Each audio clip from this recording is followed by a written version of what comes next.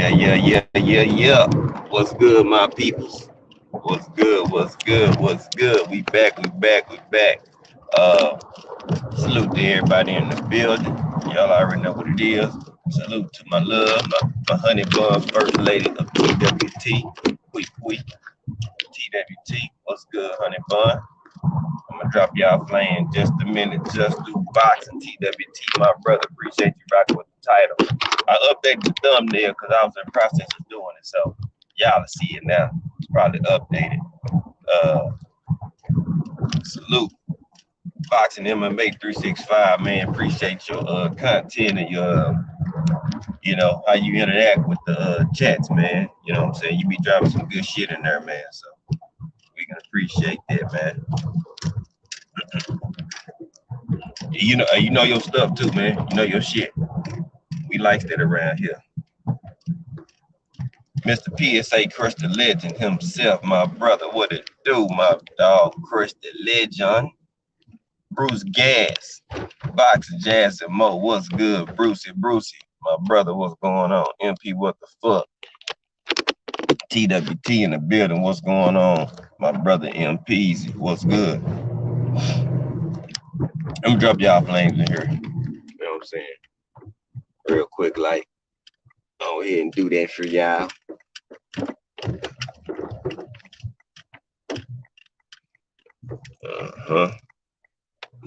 I'm parking. I'm on the move right now.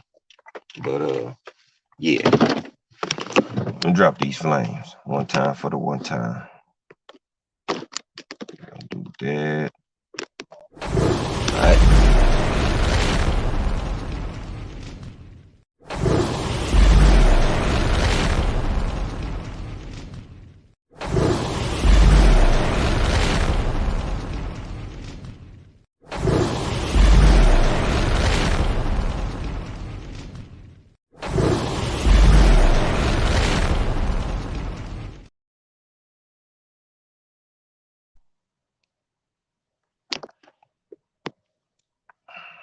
There we go. So, I did to drop the extra flame for you, Phil. I mean for your tizzle. Salute my brother Southern T Boxing and Sports. TWT, you was cooking, man. I was gonna do this probably like a couple days ago, but I got, it was other stuff going on and we did other live. But that built versus bought, you was kind of tapping in on it, T. You ain't even know. You ain't even know, bro. You had no idea. You was basically, you know what I'm saying, you had got the skillet out, man. You had already had it oiled up, bro.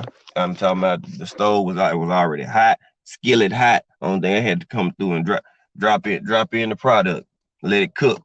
So you was out, bro. You was tapped into some shit I was thinking about cooking on already. You ain't even know it. Great minds think alike, my brother. Great minds think alike. But I see a lot of people, you know what I'm saying, in this game, you know what I'm saying? And I say in this game because people play it like a game. Boxing is a sport. We love the sport. That's great. That's fine and dandy. But people treat this like a game, like it's PS5, like it's Xbox One, Xbox X Series, GameCube, Dreamcast, because they pick the players they want to play with, and they pick the players they want to play with. Y'all catch that? They pick the players they want to play with. Hey. They pick who they want to play with. Then they pick who they don't want to play. You know what I'm saying? It's like a janky high school coach who know the talent is over here with his second string, but he's so in love and enamored with trying to create this image for his favorite, who's not better than his backup, but whoever they favor or whoever they want to play for, they're gonna play for. Whoever they want to play with, they're gonna play with. See what I'm saying? And that's how they do in boxing these days. They'll make you think that, okay, all right, we got this shit going. But at the end of the day, man, these dudes don't want to see people built from the ground up. If you want to be honest about it, they don't want to see nobody built from the ground up. They don't want to see nobody really go out here and get it out the mud and go get that shit. They don't, y'all.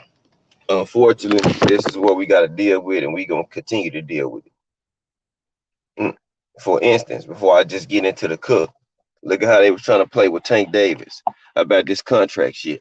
Okay, if they already let you know that look, based on how things are set up and how his cases and things he might have in play, you know, we're gonna wait to see so we can send the contract out, right? So if you send the contract out and have some signed and locked in before he has a court date or he knows what's the what's his future gonna be, then they'll be talking about, oh, Tank set up the fight and they got the contract signed and he knew he wasn't gonna be able to fight just so he can get out the fight. And his excuse would be, oh, he had legal matters and stuff like that. Like, y'all, it would never be unlived down. They would no, Tank would not be able to get off there because them butt plug boys, they would be all over like flies on shit. Straight up. They'll be on it like flies on shit. I'm just gonna be 100, keep it, just be honest with. They'll be on it like flies on shit, literally. And run with it. See, he reducked Ryan. See, I had Ryan sign the contract, and then he couldn't even fight because he not even free. So he ducking Ryan. Yeah. Let me switch my device real quick. I gotta go in this store real quick. Put my headset at. We finna walk some shit down up in here today. Don't worry, y'all. We about to walk some shit on down. Believe that. About to walk it down. Walk it down good too.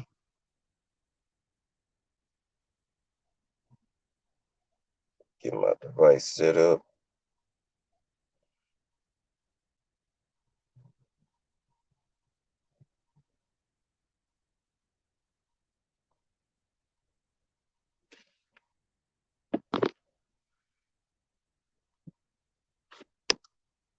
Pink Meadow, salute to you, Queen.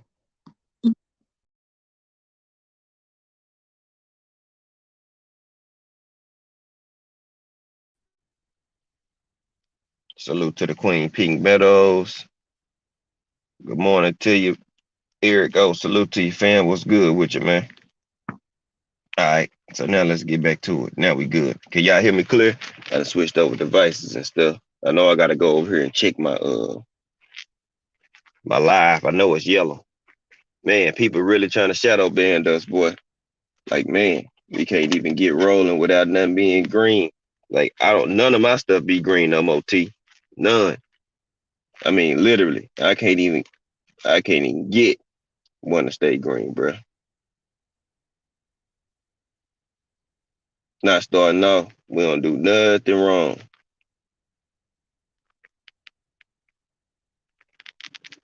We're just talking that shit, making our content.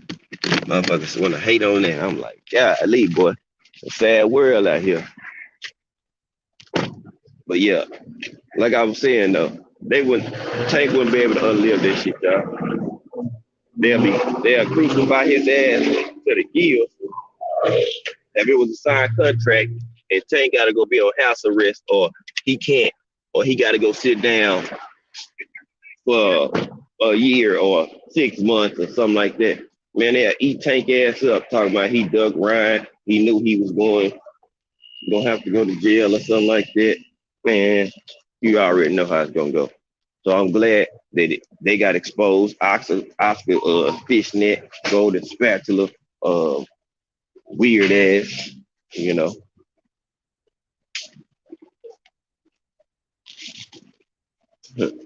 Over here talking about I haven't received a contract. Well, if you would have read the instructions that Espinoza would have gave, you would have understood from the jump that they was waiting to send the contract, but y'all did agree on terms, right? 512 Box, aka Big Texas. What's good, my brother TWT in the field? We're gonna drop your flame real quick.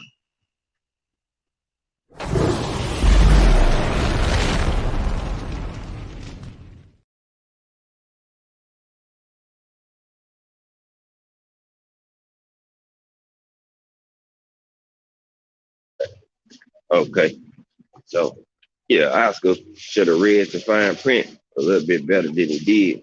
If he would have read that print better than what he did, he would have known.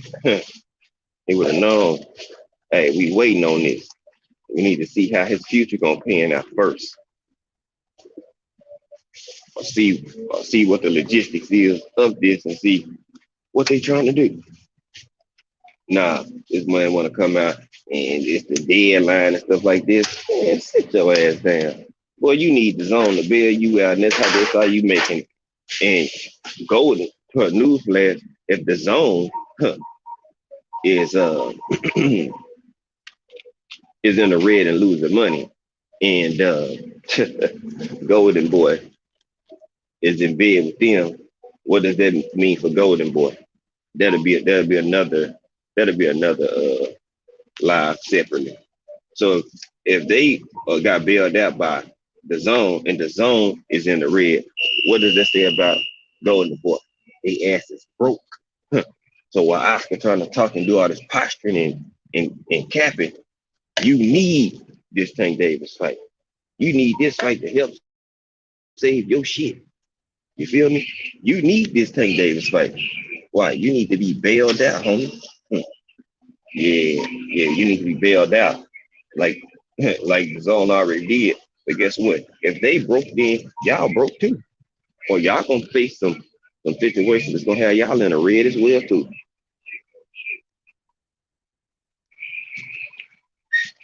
But hey, don't take my word for it. Don't take mine. Just watch. Just watch how it play out. But back to the topic at hand though. Built versus bought. You got people like Earl Spence, Deontay Wilder, Jamel Charlo, uh, Tank Davis. He built. I mean, he was connected with Floyd Mayweather, but he was built up. You know what I'm saying? He wasn't bought. Like Loma, yeah, he was bought and capped and put on his magic carpet and his fellas for to shoot him past folks to get, the fight that he was looking for. You know what I'm saying? That's how he got his claim to fame. He had a help, he had a push, he had this silver bullet, that silver lining in the clip. You know what I'm saying? Unlike some other fighters don't get a chance to have or get a chance to get, guess what? He did. So in your third fight, you already there. So you already proven that you're a draw household name, and you just turned pro, even though you was a decorated amateur. Basically, you the male version of Savannah Marshall. They basically rode your wave, your wave of what you did in the amateurs, and sold it and cemented it into the brains and the psyche. You know what I'm saying? Of the public and of boxing. That's all they did. they sold Loma stock based off him being a decorated amateur, and propelled him to get fights quicker in the professional rank. You're not gonna see Tank getting a championship fight in his second and third fight. Hmm. Hey, straight up. You see what I'm saying? You Tank not one gonna get that straight beeline shot at a title and back to back with two title shots or three title shots in your first 12 fights. No, ain't no way in hell. That's because hmm, they either play with you hmm, hmm, or they play for you. If they playing with you, they bullshit. If they playing for you, shit, they working with you. They play with Tank. They play with Earl Spence. They play with Deontay Wilder. Why they play with them? Because all the fighters that they have that they want to say is this or that, guess what? They ain't shit without the fighters we name. If you want to keep it a buck, they ain't shit without the mother fight. Bud ain't shit if you don't mention EJ. Half the 135 ain't shit if they don't mention Tank name. The heavyweight division ain't shit if they don't mention Wilder name. See what I'm saying? See where I'm going? 160 or 168, and 160 in the women's class. They not, they ain't nothing after you don't mention Clarissa. Savannah there, but guess what? She the same way as Lomachenko. Get what you do. They sold your amateur career, your win over Clarissa, as your golden ticket, your silver spoon, your Willy Wonka ticket to propel you as this name or this face to go into the professional rank. And they rolled that magic carpet long as they could until they couldn't avoid what was gonna happen. She was gonna have to see that woman. What's going on, man? Let me get this and give me a single sweet black and mild. They couldn't avoid it. You couldn't avoid it no more. Because eventually, and she was avoiding it. Because you let Clarissa drop that belt and then you go fight for it. Come on now.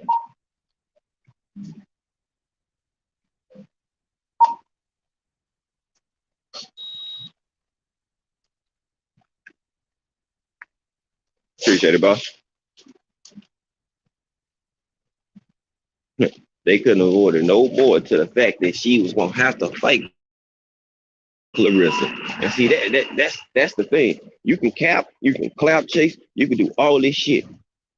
But if you ain't out here getting it and earning it, guess what? You ain't built. You bought. If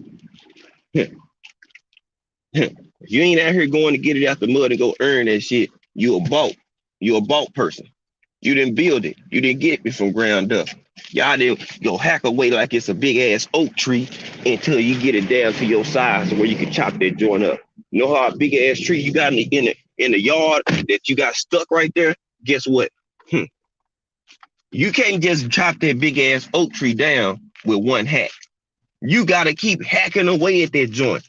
You cut it down in stages, and then they chop it up in smaller pieces. Then they send it to the tree chipper. I know. I used to do it. Know how that go. I used to do it.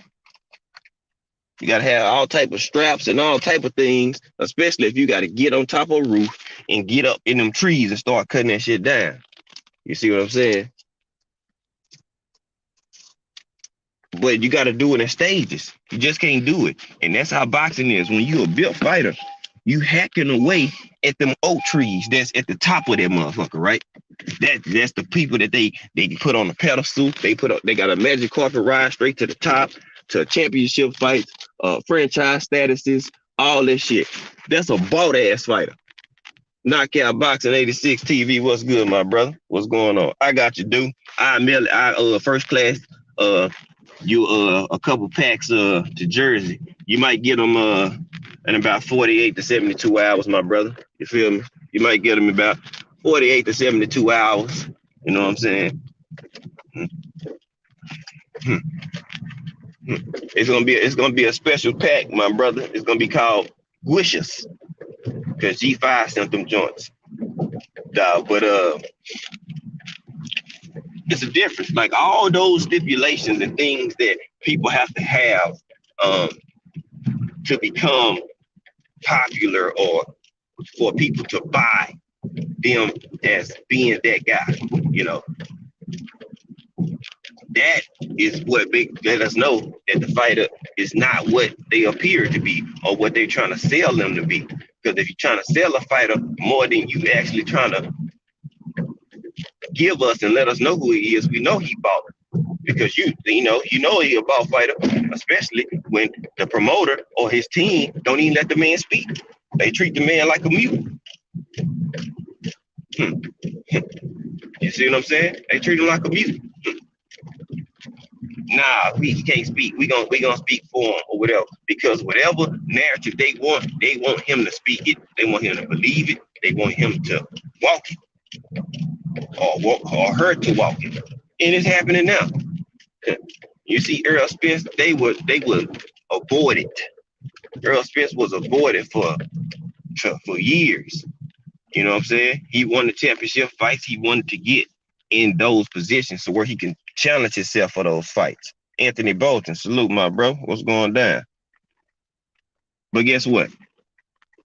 They said no. They kept moving, just push him to the side.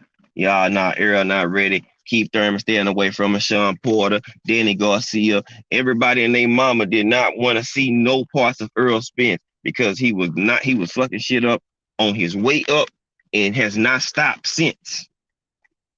They seen the tidal wave. They seen that tsunami coming. They seen it. They definitely seen it. They seen it. They seen it, and they felt it coming from a mile away. Remember, when Earl came into this thing, he was voted the fighter to most likely to succeed. Who have the best pro career out of these bunches? Earl was the one that they chose to be that guy. You can go research and look it up. And you got people that got channels who was all pro Earl Spence. But, you know, one in particular, I ain't gonna name that channel, you know what I'm saying? But yeah, they got a lot of hate and malicious intent for Earl Spence right now. You know what I'm saying? It start with a T. You know what I'm saying? N and a V. But you know what I'm saying? Like they got a lot of malicious intent and hate. They weren't really fans of Earl Spence. You know why? Because if you was, you would keep it real and quit dick riding for Bud. That's what's wrong with y'all now. Y'all want this bought ass fantasy, this bought ass legacy fighter. Y'all want everybody to feel good for you. Yeah, that looks good. That feel good. But guess what? This a hurt game. This boxing. Fuck all that. Set all that soft ass shit up. People get hurt. You either gonna win or you gonna get your ass whooped. It's boxing.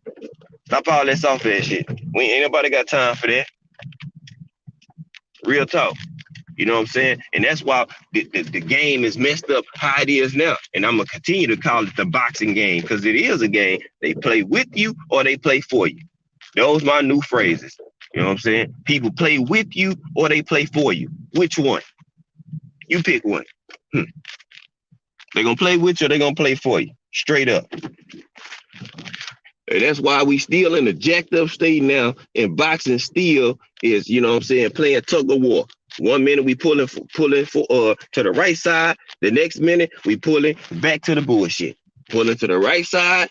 Then we start pulling, tugging back towards the bullshit. Then pulling to the right side. Then back to the bullshit. That's because it's people like those type of individuals who don't give a damn what they say, what they do.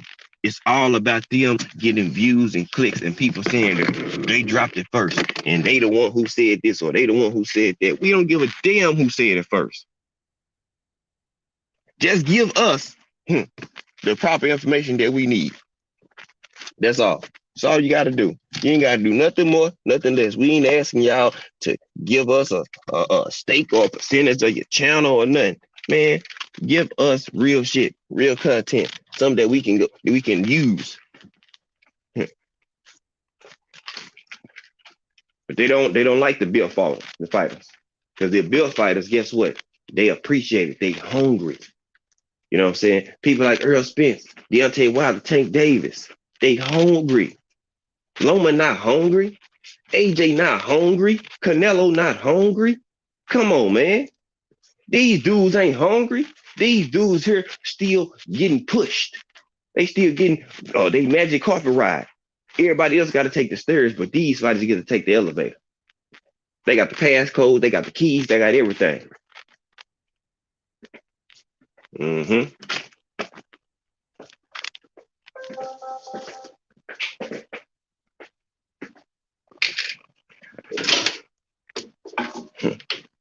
They got to take them stairs, man. And then they get mad when we call it out and we say something about how these fighters getting pushed. They getting special treatment. The media won't say nothing about them. They can move and do whatever the hell they want to. And guess what? Nobody say nothing. No network, no boxing pundits, nobody with a microphone. They got any piece or even a mustard seed worth of power. They not going to say nothing because y'all dick riding their ass. Head up their ass. Oh, Canelo's the greatest. He's the face of boxing. Face of what? Shit. Only thing he the face of is getting his face putting on a milk carton because His last two fights, that boy, that boy is boy, stop it. Stop it. We not even finna play that game. That boy ain't the face of nothing. Put his face on a milk carton. That boy energy totally different now. That boy lost the Bible and energy different. Talking about he gonna go back and get that Bible smoke. That man ain't finna go back and go nowhere near Dimitri Bill. If anything, it's gonna get worse, y'all. Worse. Real bad. He thought Bill would beat him up bad the first time. It's gonna get bad. But then they okay with him going to go fight Triple G though and no rematch.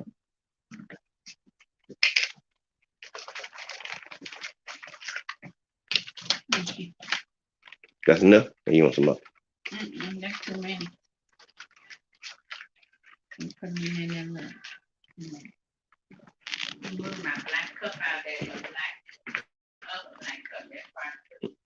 cup.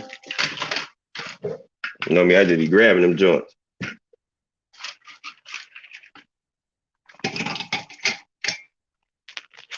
All right. Yeah, so that'd be tripping me out though, man. It's like he not gonna go get him. And then nobody wanted to see Triple G Part 3, right? Nobody. But then they try to tell you like they for him.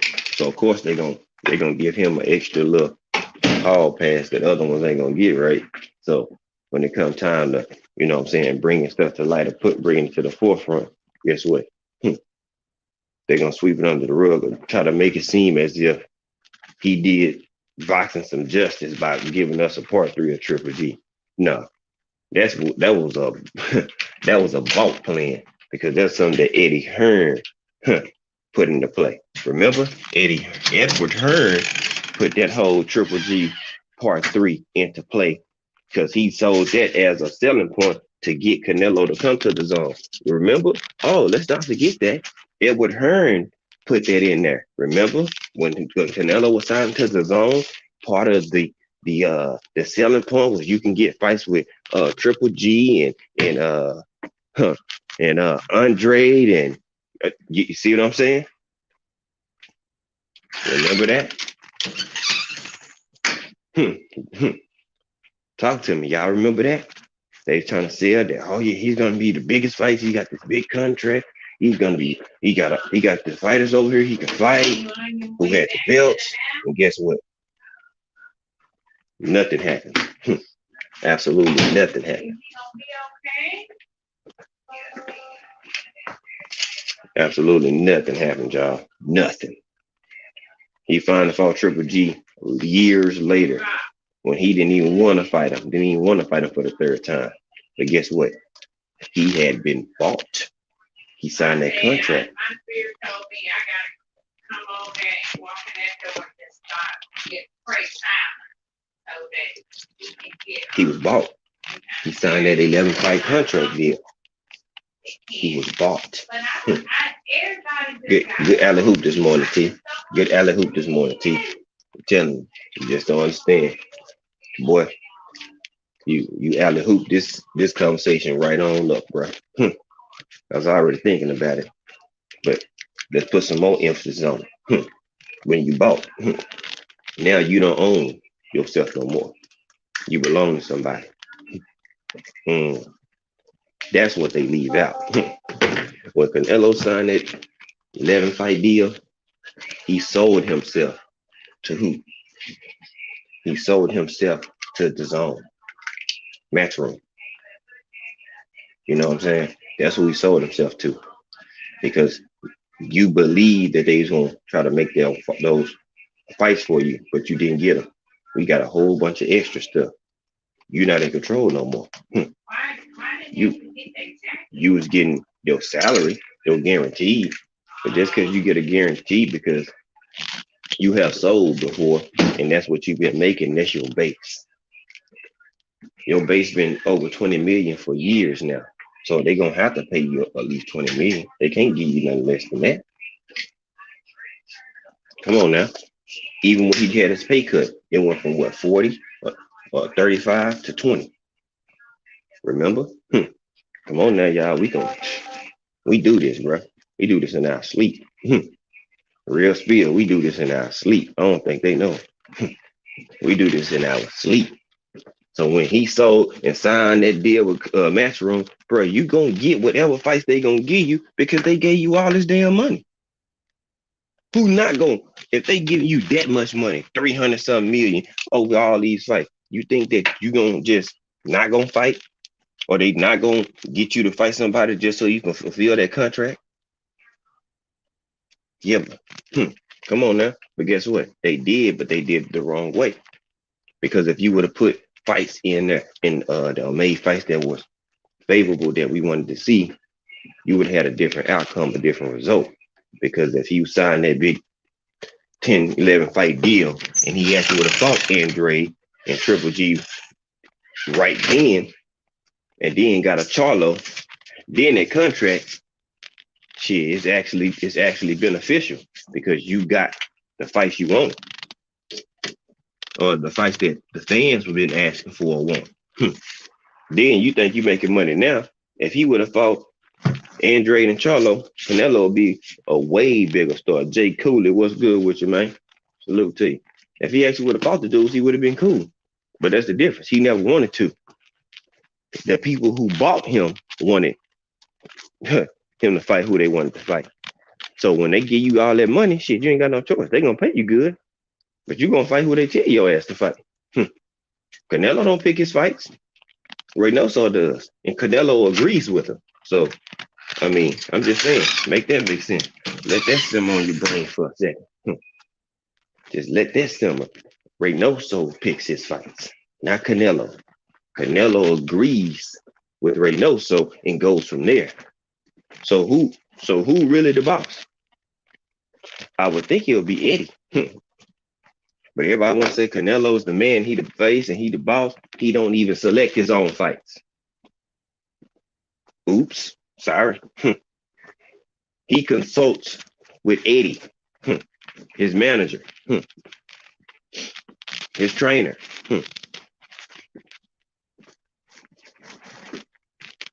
That's who he consults with. He don't go consult with nah, bruh. He don't just say, yeah, I'm fighting him and that's it. No, he go run that by Eddie.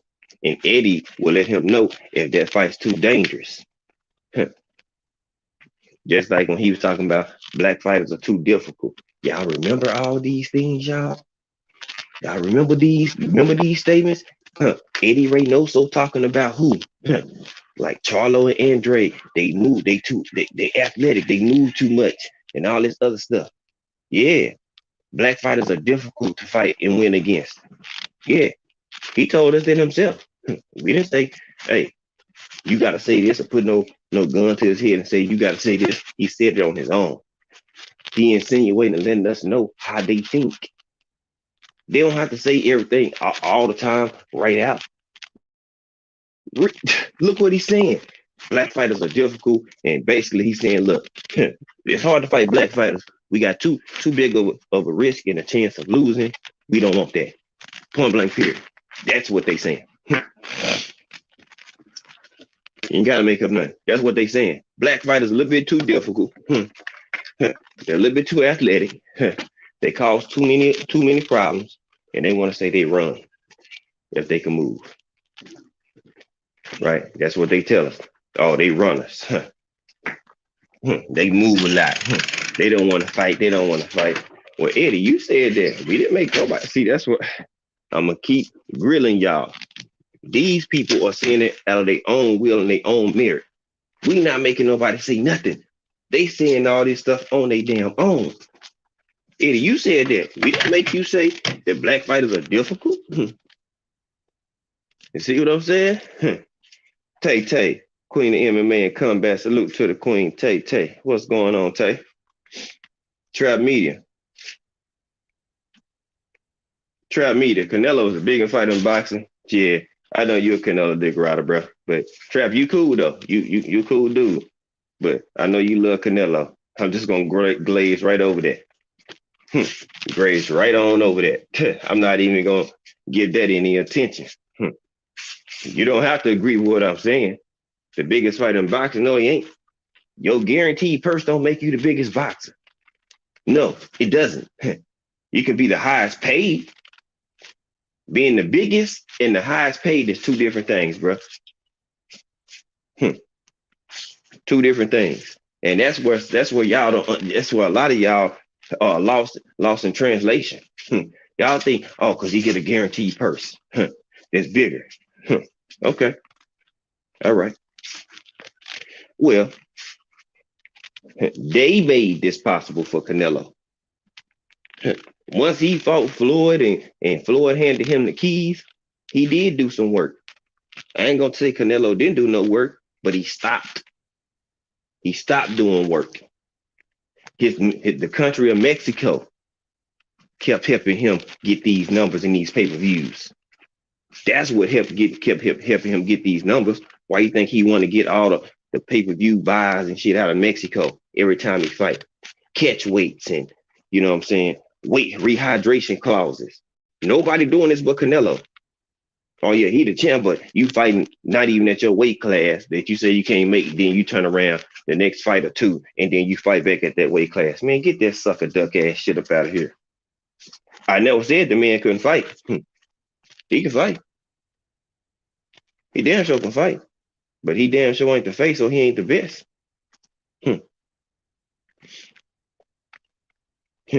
His clout and his aura. What's going on, boss?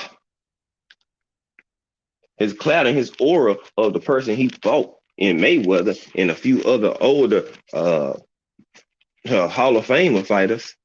Yeah.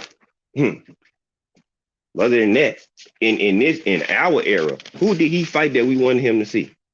I'm just asking if he the face and he really about that life and he really want that. Who did he fight in this era that we want to see? Who? If he that guy, who in this era of that we know Canelo, the Charlos, the Andres out there, he fought none of them. He wouldn't fight Andre the Charlo once, but you fought Triple G 3 times. Come on, man. Come on now. Come on, bro. You pull up Anthony Yildirim, get him ranked out of nowhere. Out of nowhere. And then he's your man, though, and you fighting him, he your sparring partner. But don't nobody want to say nothing about Canelo fighting his sparring partner. But then y'all want to talk about, oh, Deontay Wilder getting trained by his former sparring partner. He not fighting him. They working together. You pulled him out of camp that y'all was in together to put him in a ring to fight him. Like you don't know his weaknesses. Like you don't know his style. Like you don't know what his gas tank look like or punches that he might possibly be able to take and can't take. Boy, stop. That ain't no real champ, dog. That's pussyfooting around shit. That's all it is. It's a bunch of pussyfooting. That's Javier Valencia. What's good, bro? Salute to you. That's pussyfooting. I'm just saying. Now, other than the AJ and a Wilder, other than the AJ and Usyk, who didn't Deontay Wilder fight? I'm just saying, make that shit make sense. Other than Usyk and AJ of any relevance, fuck a Joseph Parker. You know what I'm saying? Boy, stop it. A Dillian White. What's up, honey bud? It's me again. I see you. Who didn't he fight? I'm just saying, because they was running and ducking his ass for ages. Who didn't he fight? He fought Fury 3 times when nobody else even wanted to get in the ring with the man. Right. Okay. And you can say, oh, he didn't fight Dillian White. He didn't fight Joseph Parker.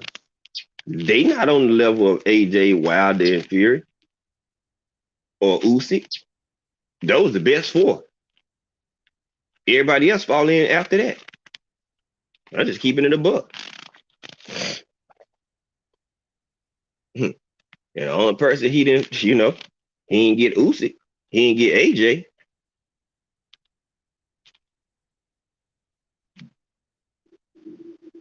So I'm just saying, how many other people got in the ring with Wilder that has a name other than fucking Fury? Nobody. Not a one. So him being a champion, he can had that one belt because he actually fighting motherfuckers. Y'all wanted to shit on Bermain Stavern. Y'all want to do all that like he won the champ. Y'all try to make it seem like he won shit because Wilder erased his ass. That's why. Mm-hmm. That's why.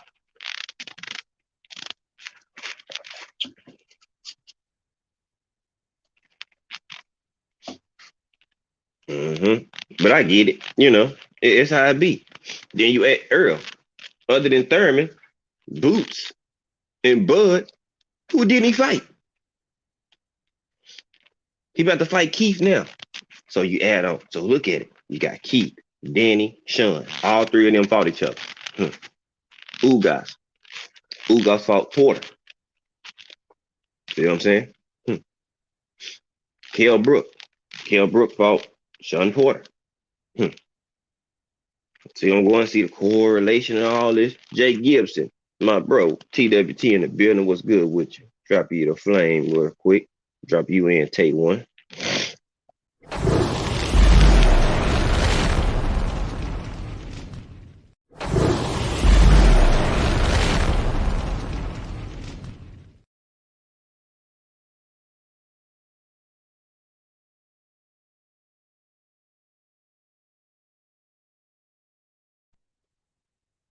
PGA's big dog, Pittsburgh big dog in the building. What's good with you, bro? Yeah. So he done pretty much wiped out the whole division. Anybody that was somebody. Boots is a new player. He got fights, but if you look at the landscape of 147, for the longest, Boots won there. He just got here recently. Before then, everybody that was somebody other than Bud, Earl has fought or was about to fight. Then you look at Terrence. Only Sean Porter. No Danny, no Keith, no Ugas. No, well, you got Sean and Kale, two common opponents of EJ. And Danny and Keith. Y'all all got, you know what I'm saying? Y'all all got something common about that. But other than that, that's it. EJ left them strapless, took both of their belts. You fought him just to be fighting. But you said you wanted that man said he wanted belts. He wanted legacy. You know what I'm saying? He wanted to be undisputed again and all this shit. Did we got it yet? Nope. Because it's different. Some people built, some people bought. Once he got that 3.5 million guaranteed, he was bought.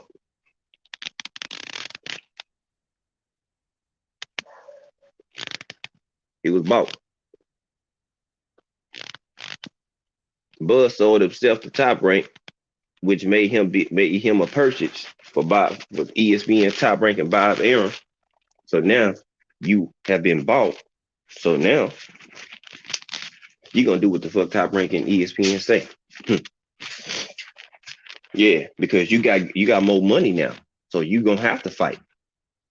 Yeah, they giving you this money because they thought that they had a steal and a draw in you. But then they come to realize you not a draw like that. You're not. Sorry. You're not a draw like that. We not making it up, ain't hating on him. Shit, he just don't sell like that. Underrated darkness. Salute to you, bro. What's going on, JT? He just don't sell like that. That don't mean he ain't no challenge invited. He just don't sell. So he got that bigger bag, but what did he do for his career? That's what I want to, break down that fine line right there. You say you want the smoke. That's what he said he wanted. He wanted the smoke. But all the smoke was at the PBC. and you went the other way. Yet again, when you had a chance to deal with the PBC again, you went the opposite way and went to black prime. So every time it's smoke and it's a burning building full of the fighters on fire that's ready to get it in with you, you don't go. That's like a person being a firefighter and it's a house on fire and they saying, "Hey, we got to go put out this fire," and you run to the neighbor's houses, 8 houses down that ain't on fire. Ain't nobody in there with no smoke. Nobody. Not a soul. So you just gonna start just beating up folks and want us to just take it. That ain't doing shit for your legacy or cement nothing at all. And now look at him. You sitting here waiting, waiting like a chick at the bus stop for Earl Spence. Earl, the bus driver on the bus, you waiting on him to come and hit your stop and scoop you back up. You ready for him to spin that block, pull up, and you can hop on. After you know what I'm saying, you was gonna hop on that bus and you threw coffee in his face and you got kicked off the bus. Now you can't get back on and you want him to spin the block and scoop you back up. Nah, bro. Nah. Then his fans willing to say that EJ ducking, he running, and all this media talking about EJ running, ducking. Man, folks ain't got time to be putting your career, your life on hold for one person. Son don't rise and shit on Terrence Crawford. Earl career ain't over if he don't fight Terrence. Get the hell out of here with that nonsense. Oh, that's gonna be a stain on him. Not really. Not really. I'm just gonna keep it a buck. Not really, bro.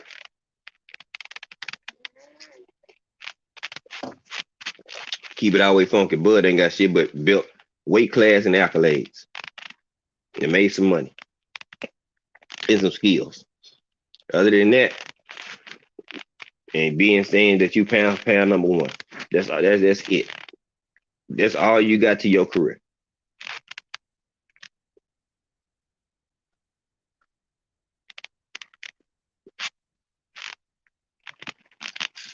How you right at there in 40 fights and you ain't never had one career defining fight. Not one. Not one.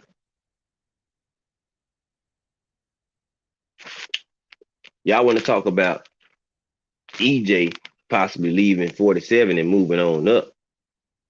Then Terrence Crawford do that at 35. Grabbed the belt.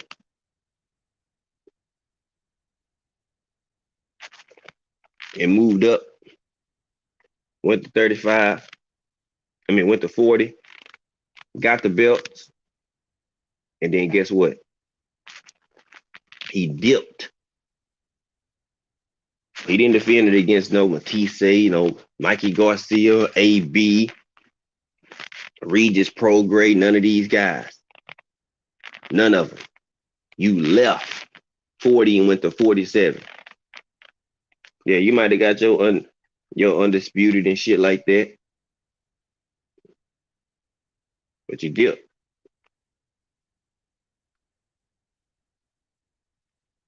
Then you dipped.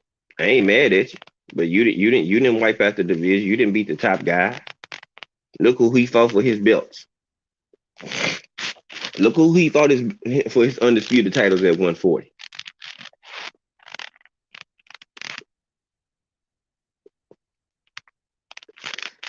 Fair dog. Y'all crazy. And you didn't want EJ to fight you because you already know if he beat you, he adds you onto his resume as well.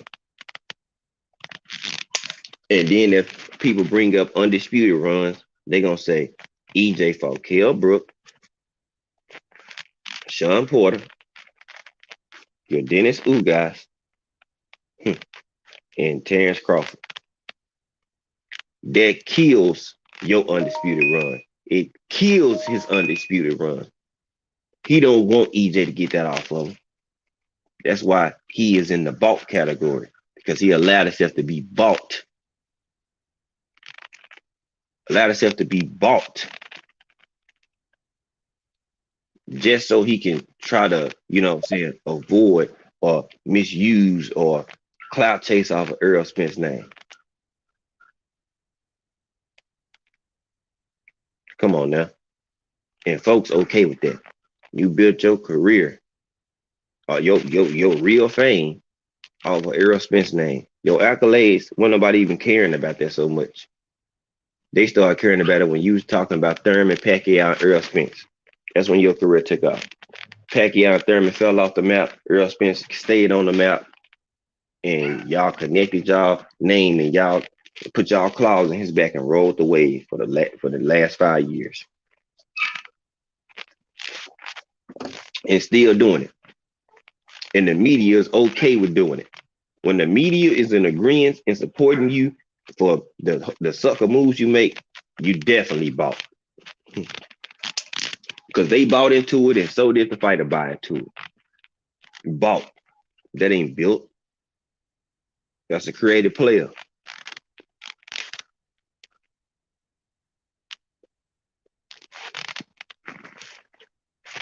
That don't take away that Bud got talent, that he has had some fights. But how many 50-50 fights? How many fights have we seen? Avanesians ain't gonna cut it. Americans ain't gonna cut it. You wasted 5 years at fucking 147 fighting nobodies. Sports matchups, D Free, TWT, DC in the building. What's good, bruh? You wasted 5 years of your career. Not even fight nobody who's gonna push the needle, make you push yourself. What fight did you see him be pushed? That's a bout. That ain't built. That's bout.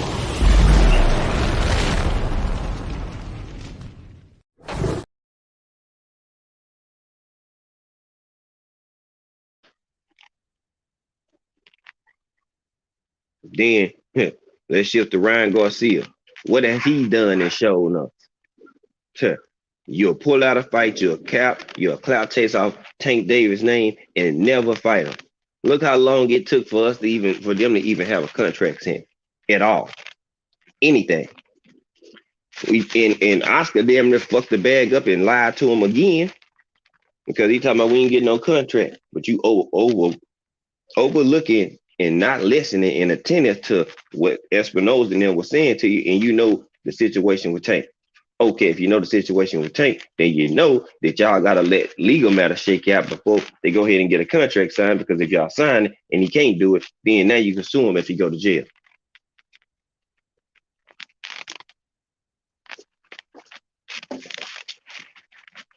And that's what they was hoping. Have a contract signed, and then he don't make it or he can't fight. Now they can say, yeah, he ducked. He knew he wasn't gonna be able to fight me. He was running and he was scared. That's why he's like made this fight and knew he wasn't gonna be free. I'm telling y'all, that's what's gonna be. That's gonna be the story. If a contract was signed and Tank had to sit out anytime or go do anything with his case suspended, that's what they was gonna try to do to him. That's what they gonna try to do. Telling y'all now, don't be surprised. That's exactly what's gonna happen.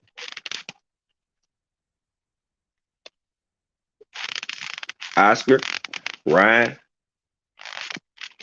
Golden Boy, they're gonna be coming on their Twitter pages and their IGs talking about, yeah, I was waiting and I'm expecting this fight with Tank Davis, man, and the fans, was looking forward to us fighting. It's gonna be a sellout, bang out fight, and Javante knew he wasn't gonna be able to fight me, so that's why he didn't send a contract, or he sent it and he knew he wasn't gonna be able to fight me, and man, that's gonna be the story. That'll be the story. But they overlooked that he even pulled out 5 or 6 fights already in his career. And I guess that don't mean nothing. You a 35 pounder that moved up to 140 and didn't officially announce that you're going to 140. You just stopped making the weight and they start calling you a 140 pounder. You fought Javier Fortuna over 140, right? And you beat him, and they start ranking you at 140. Off you beating a Javier Fortuna, bro, who not a real 140 pounder, right? That's how you know a nigga bought. You bring somebody up from your weight class and fight them in the 140 range, and now you rank that 140. All right. A1 Hoop Zone, TWT in the building. What's good, my brother? Drop you that flame. So, that's just something people gotta look at and think about, man, at all times.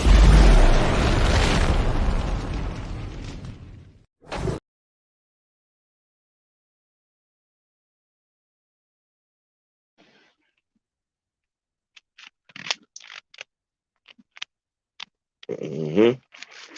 Then, you know what I'm saying? You have a couple fights up here. You know what I'm saying? You done switch trainers. You done started looking, you done got better. You have progressed as a fighter.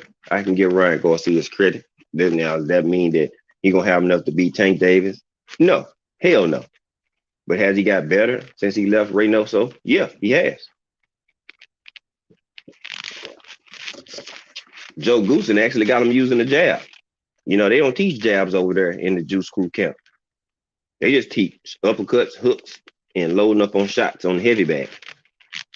And then when you see them in the fight, that's what they doing. They working and fighting as if they hitting the heavy bag. So he didn't got better, but it ain't gonna be enough to throw on Tank Davis. Just not. Sorry, it's not. Mm-mm.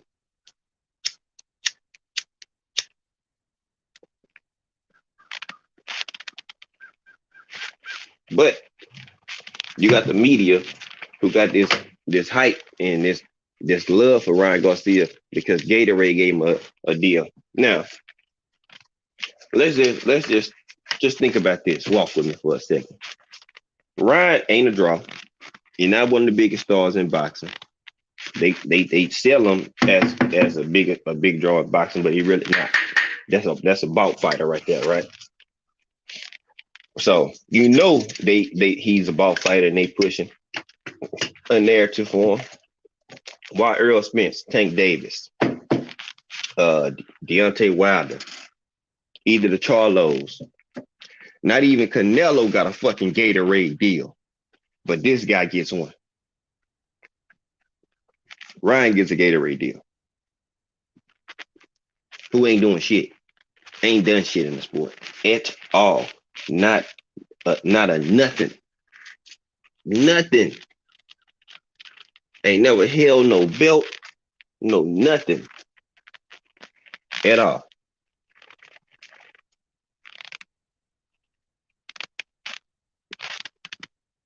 But he gets out of the Gatorade.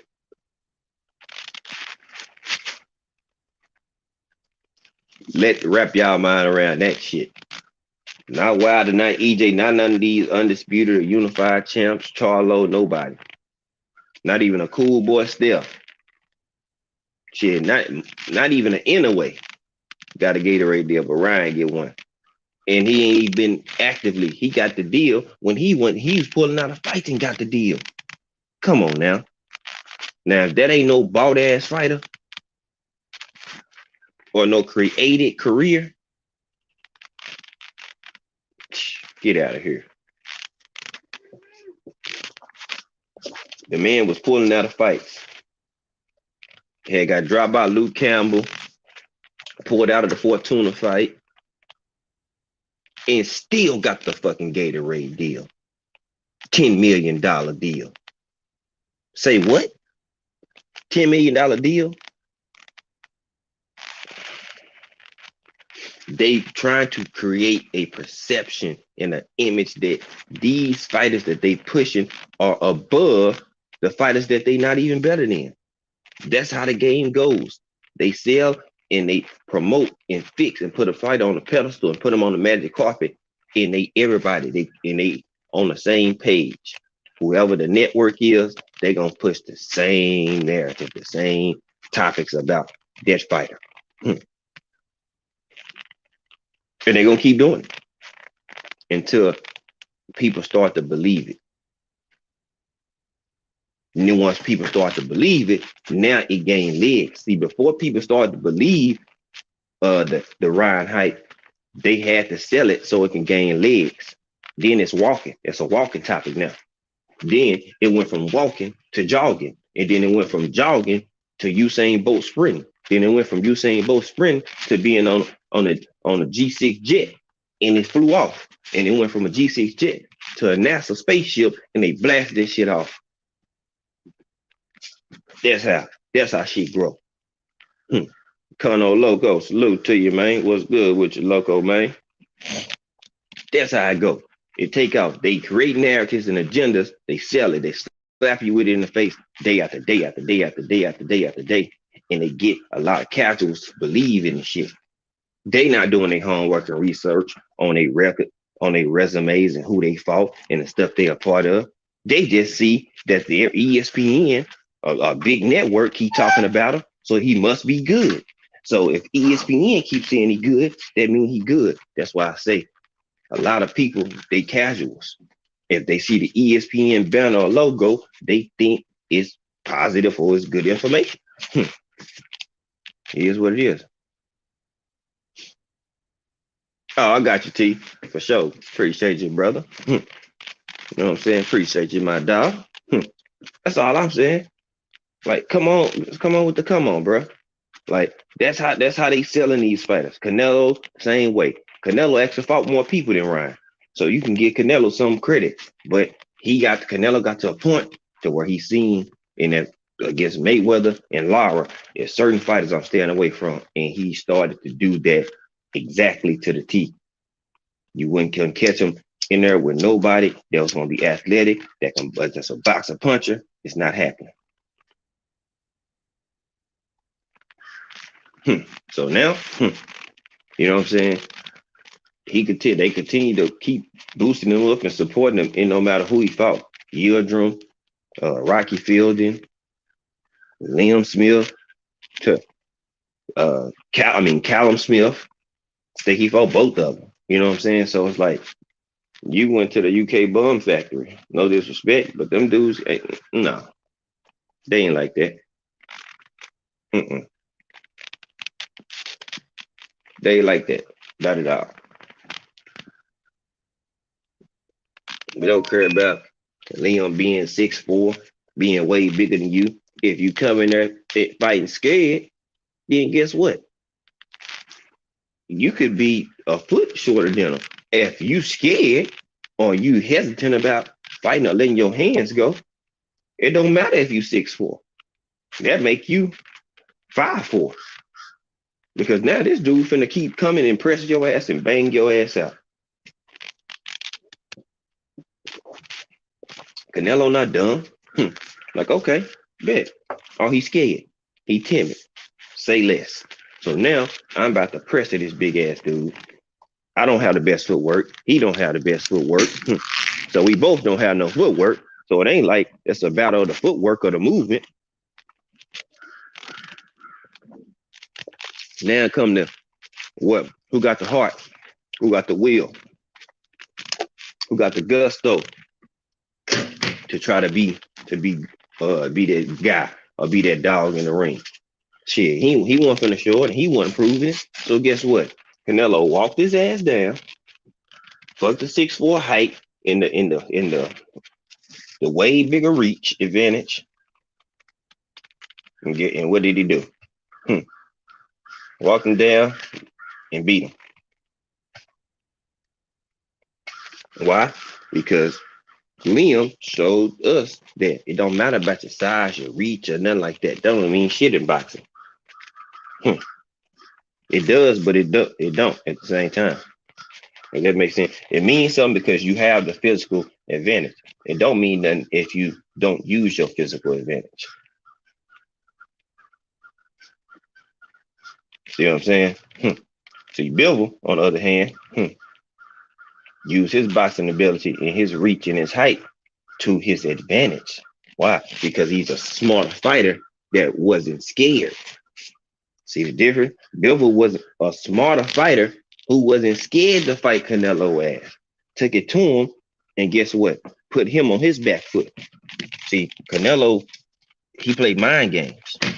He get people to mentally check out, win before the fight starts. So now you halfway out of the fight before the fight even got going. You halfway out already. Why you say that, Five? Because if you halfway thinking about what a person could do, or they power so great, allegedly, you're gonna be hesitant about fighting. You're gonna be hesitant about doing certain stuff in there because you're gonna be thinking that, oh, this dude might knock me out. Yeah, yeah. Mm-hmm. And that's how he been getting folks. A lot of people, they are defeated or they lost. They lose to Canelo before they even hit the ring. They lose in the press conferences and shit like that because he gonna play the mind game. He gonna out mental you. That's what he's gonna do. And if you can let him out mental you, then shit, he cool. He like, oh yeah, he probably telling his team like, look, I'm already in his head. He's worrying about me knocking him out or doing something to him. And guess what? And they get in the ring and they show Danny Jacobs in there. He was a deer in headlights. Didn't want to let his hands go. Scared. Liam Smith, same way. A lot of these fighters, they scared. They ain't want. They scared to, or they thinking about, oh, he might Canelo can do this or Canelo can do that. Like he could punch, but he's not the power puncher that people, praising him or they giving him this title to. You ain't seeing him just come up in this joint and just one punch people and just sleep them like that. Nah, he can get you out of there, but he ain't doing that shit. Just keeping it a buck. He not doing that. He not. But the image that's painted about him is that he is doing that. So fighters getting there and they already lose. The only thing he got to do is go in there and complete the job or put pressure on them to get them discouraged or something. They don't let their hands go. Boom. He got another dub. There you go. And that's what people respect him. But they don't want you to say nothing about Anthony Yeargin or Rocky Fielding, late replacements and stuff like that, or sparring partners who get shot up in the ranks and all that shit like that. They tell you no. But he was ranked though. He wasn't ranked the month before. He only got ranked when he fought Canelo. How you just magically, deliciously get inside the rankings like that? Right. Because when you get bought treatment. You get bought access. You get bought prizes. You get bought bags. You get bought hall passes.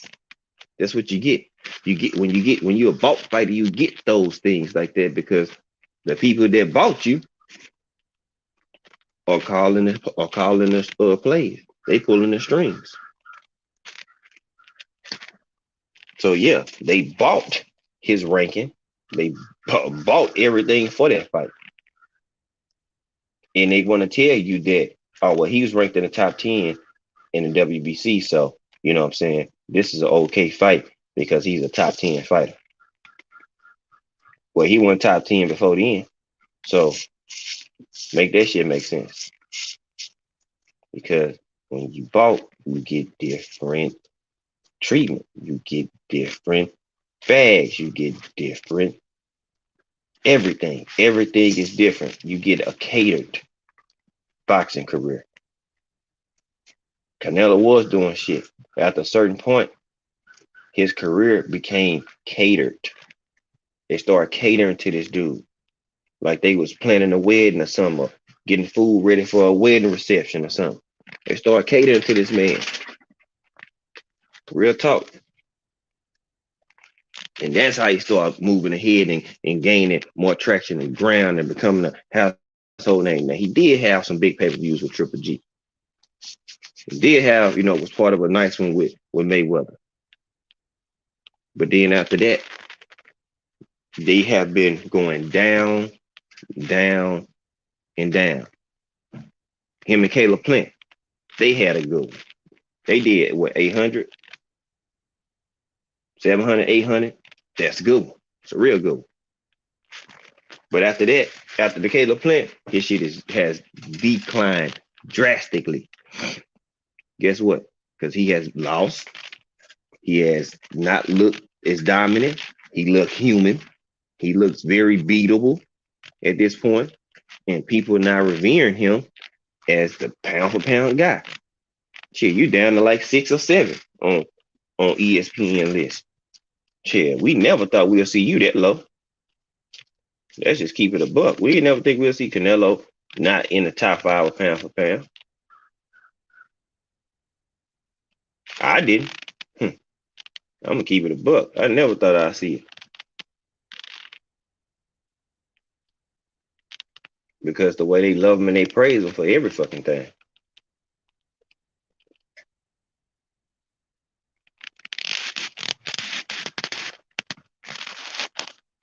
And then it just shows how much respect they don't have for Bud, that they had the audacity to put Inoue above you on the pound for pound list. And number 1, come on, bro. Come on, man. But you say, ESPN top ranked Bob Arum got good hearts, right? You were signed to them and they were shitting on you still. You used to be one of their fighters and they still was shitting on you. You pound for pound number 1, but who you fighting? What you done sold? Nothing. And they put Inoue above. You dropped EJ down. Like, come on now, man. Yeah, this shit is not that hard to figure out. Just know, they play with you or they play for you. It's one or the other. It's one or the other. That's simple. It's just that simple. They play with you or they play for you. Fighters got to learn what position they in. If you keep getting skipped over for fights and certain shit like that, guess what? They playing with you. So they gonna just string you along.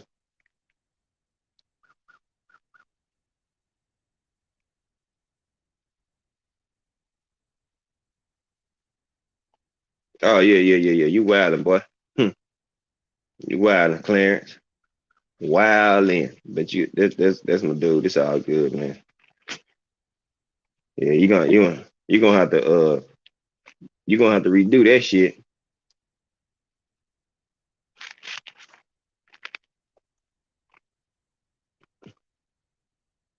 Yeah, but man, that's what it is, man. It's just bullshit, bogus shit. And it's gonna continue like this in boxing because folks scared to speak up and they act too pussy. They fight, they tough guys, but when it come to telling folks shit, they scared. Oh, I might not get no fights. Well, if you under contract, you can take their ass to court. If it's a discriminatory event or they discriminating against you because you spoke the truth or spoke your mind and they trying to blackball you. Well, you have a contract, you have law binding, you have binding and legal binding contracts, right? You good, Clarence?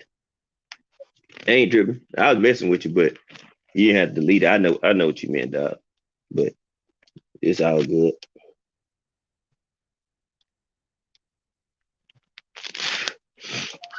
You know what I'm saying?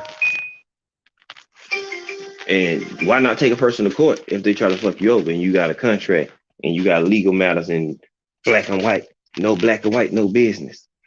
If you got black and white legally binding contract, you can take them to court. Oh, you see what Terrence Crawford did? They're trying to go to court, Bob Arum. You can take them to court if they don't give you your bread. You good, bro? Hey, Clarence, I was fucking with you, bro. I know what you meant. You my dog. Salute to my dog, my brother, Clarence McClain, C-Mac in this joint. Drop your flame, my guy.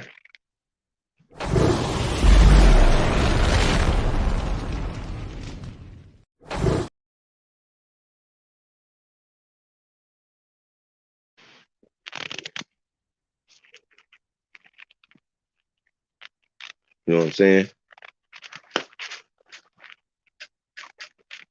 And this is what boxing is at a very fucked up place because of this shit.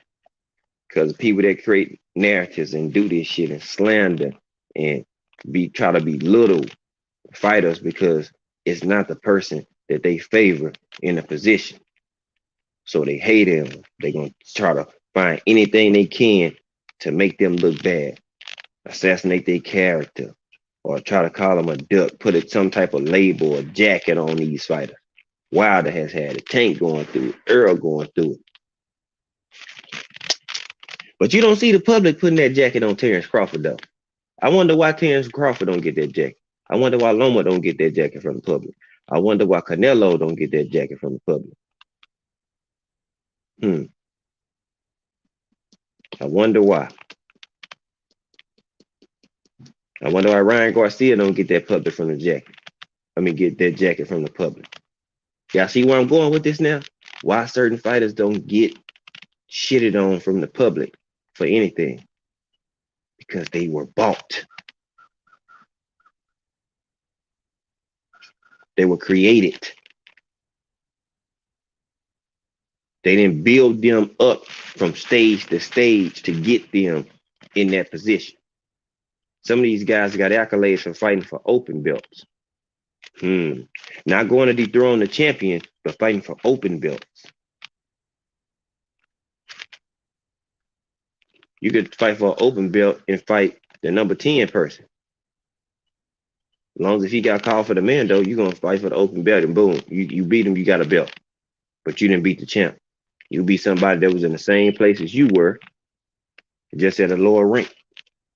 But they got mandated or you selected to fight them rather than the top 5. You go to number 6 or 7. Because you can do that in WBO. Why do you think some fighters are so enamored and in love with the WBO? Because you can do it. You could pick anywhere from the top 15 and select him and put in as your mandatory fight. That's why. That's why so many fighters run to in some of them, every class they go after one belt every time first. Why y'all think Terrence Crawford is so in love with the WBO strap? Oh, wait till tomorrow live. I'm really gonna go in on that. I'm really gonna go in on that. Why y'all think Terrence Crawford only keep chasing the WBO? See, that's something that they ain't thinking about. Why is he only chasing after the WBO? Yeah, you see where I'm going with it? Because he can maneuver and dictate who he fights within the top 15. If he goes to IBF, the WBC, or the WBA, he gonna have to fight the people in the top 10 or the people in the top 3 that's mandated for that belt in that position. That's why. That's why he didn't go after the IBF route. Because if he would have petitioned for the IBF, he would have had to fight EJ. If he would have petitioned for the WBC, he would have fought Sean Porter at that time or Danny Garcia when they fought for the WBC belt. Because guess what? It got stripped from Keith Thurman. So it was an open belt. But those are 2 good fighters fighting for an open belt. If he would have put in for it, he could have fought Sean Porter or Danny Garcia. He would have jumped one of them. He didn't want to fight them. You see how much longer and time passed by before he even fought Sean Porter? Didn't Sean Porter and Danny Garcia fight like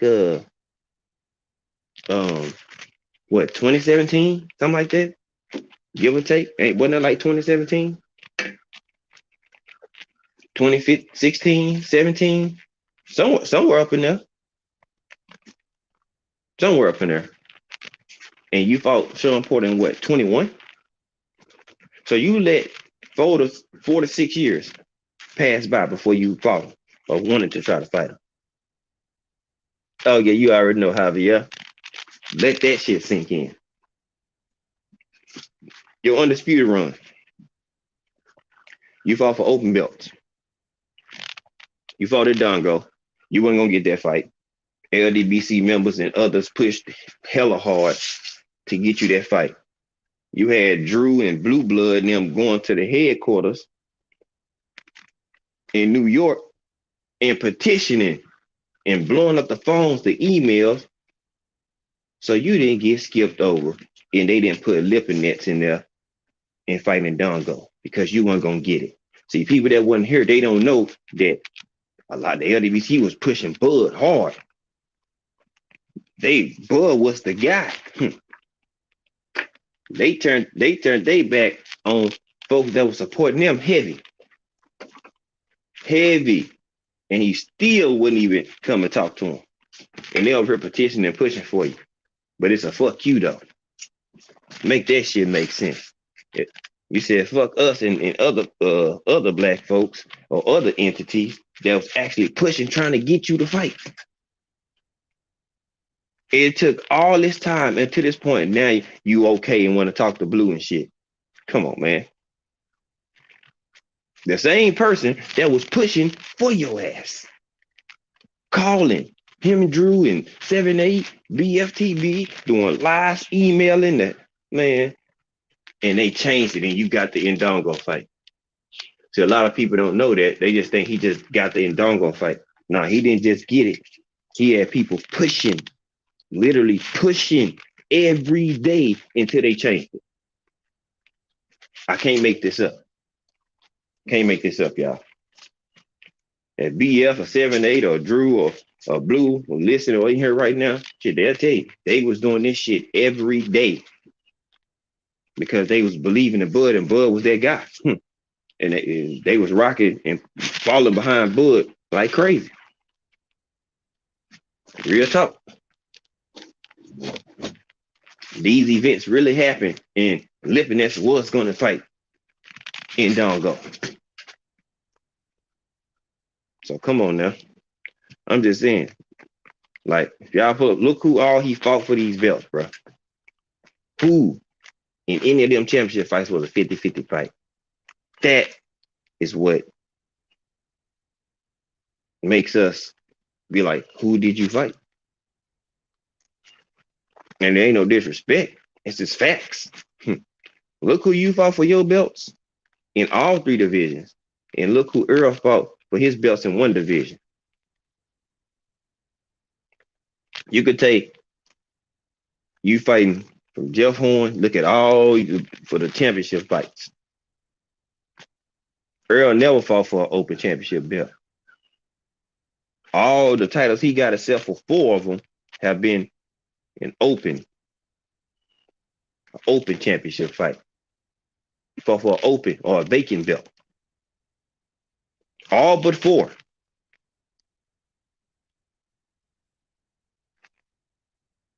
But y'all want to talk about EJ?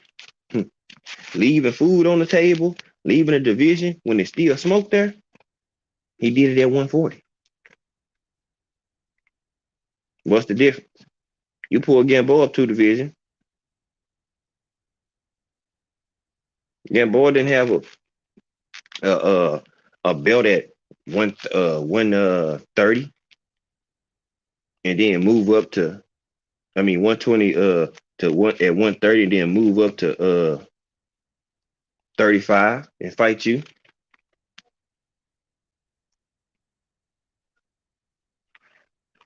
See what I'm saying? He didn't have one. He came from 20. He was at 26. He skipped 30. 20. He skipped 30 and came up to 35. So he went up 2 weight classes. Mikey Garcia was a champion at 35 and 40 and had multiple fights. 3 fights at 140. Went down 1 fight to 35 and came right back up to 40 and then went from there. But they want to talk about, he fought a 35-pounder. No, he fought a 40-pounder because he was a champion there. But it's funny that they just fast forward and skip over that Mikey Garcia. That was different, Quee. Yeah, that's different. He was a champion at 140 and 35. And a top 5 pound fighter. Never been on pay-per-view, just like Errol Spence. They put it together and it sold. Y'all was mad because it sold. It did well for their first pay-per-view. And it didn't have nothing to do with Terrence Crawford.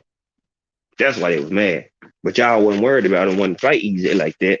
He was running, you know what I'm saying? They was pull up your panties and all that shit. But you hating the man because you want a part of it, but you didn't want to. You didn't want to fight him. Edgar Chavez, salute, bro. What's going on, man? You didn't want to fight Errol. You didn't. But y'all, you and your team, call them drunks, they living paycheck to paycheck. Y'all started all these narratives and all this bullshit, and then want to play the victim. Hmm. Like a lot of these folks that do it on YouTube, y'all want to play this game and y'all want to jump in that deep water when you just a fucking gopher or blowfish, and you jump and you in that water with great whites and megalodons and tiger sharks and shit like that. You're gonna get your ass ate up. You jump in that deep water and you play long enough, you're gonna get ate up. And that's what happened to them. Those folks got ate up and they mad. They sour in the pants and they butt hurt. That's all. They butt hurt.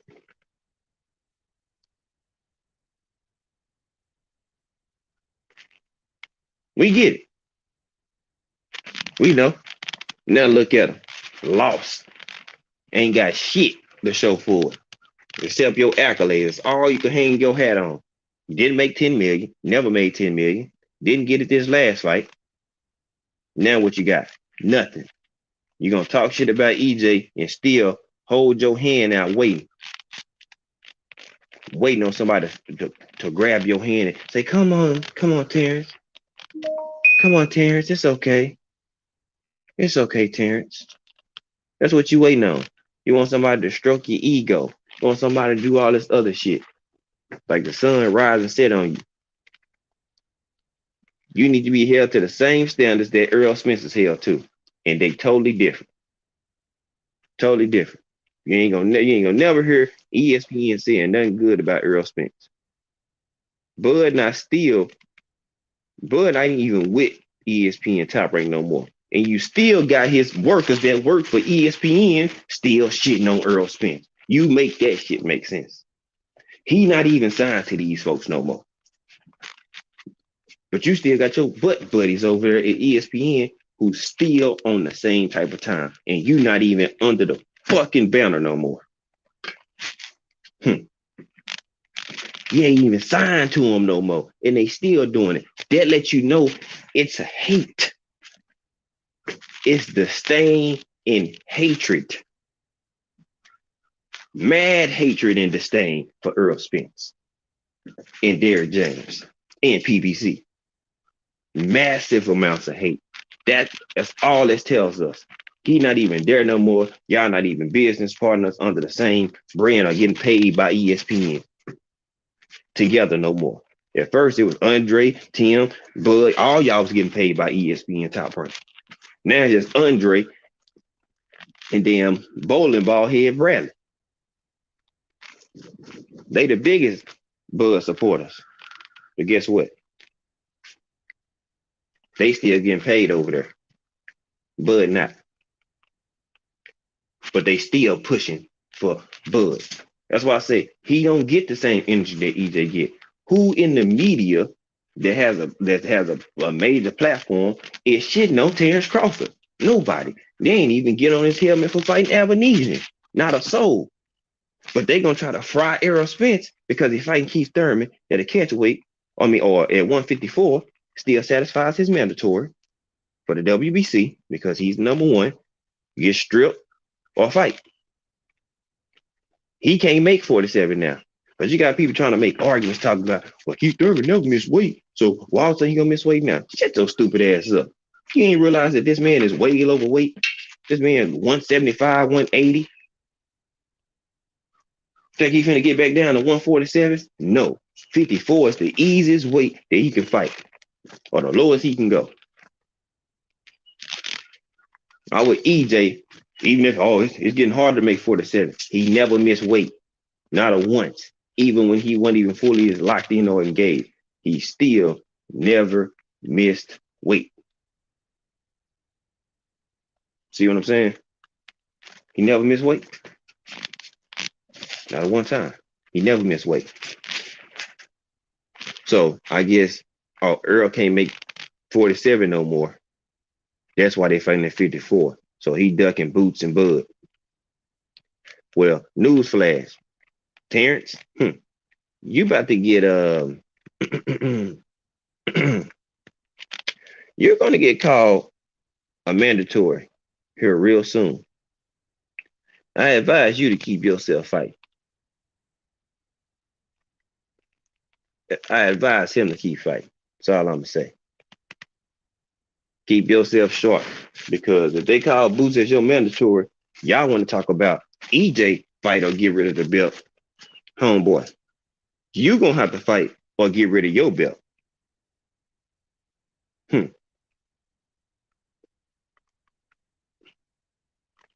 So it's funny how they quickly to forget that Boots is his man though, and that's gonna get called within the next 2 months.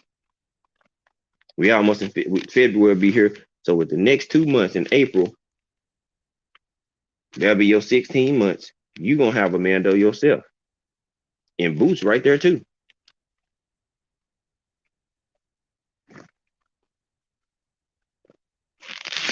It's funny, y'all. They just want to show or say he just there for Earl when he's there for Bud anyway. He was trying to get Bud more than he was trying to get EJ. You know why? Because it's an easier fight.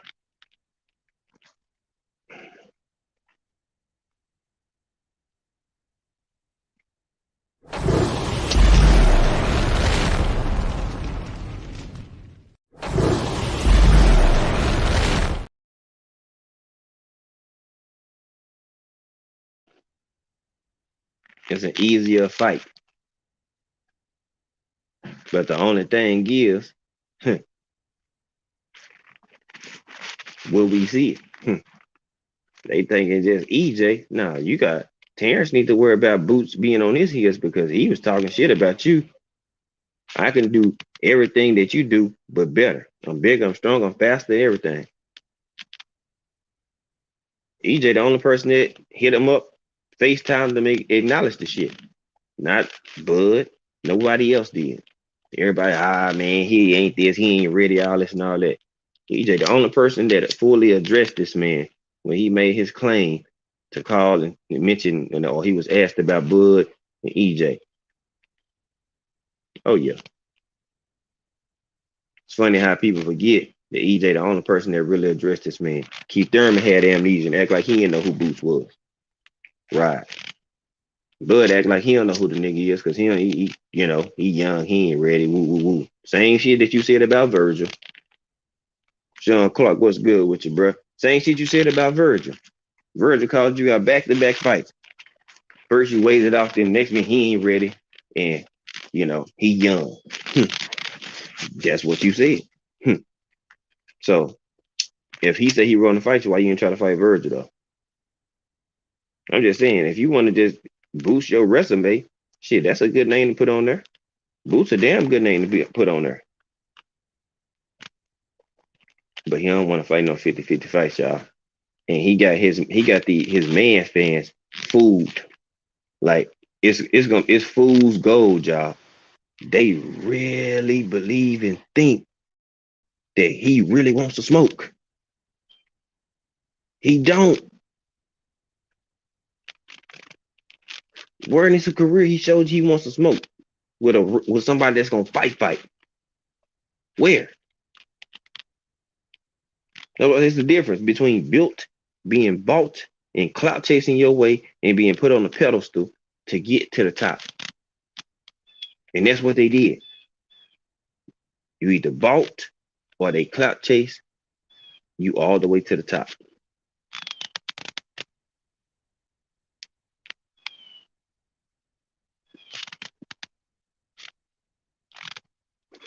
And that's what they doing. Ryan Garcia, clout chasing his way to the top. Off who names? Tanks, Devins. Bud gonna clout chase his way to the top. Off of EJ, mentioning Boots, mentioning Virgil.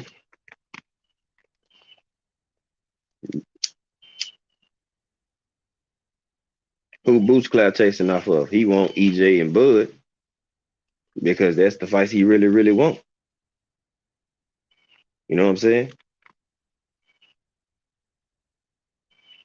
But for his Bud, hmm, homie, boy, when I tell y'all the walls closing in on Bud, and his man fans don't even know it.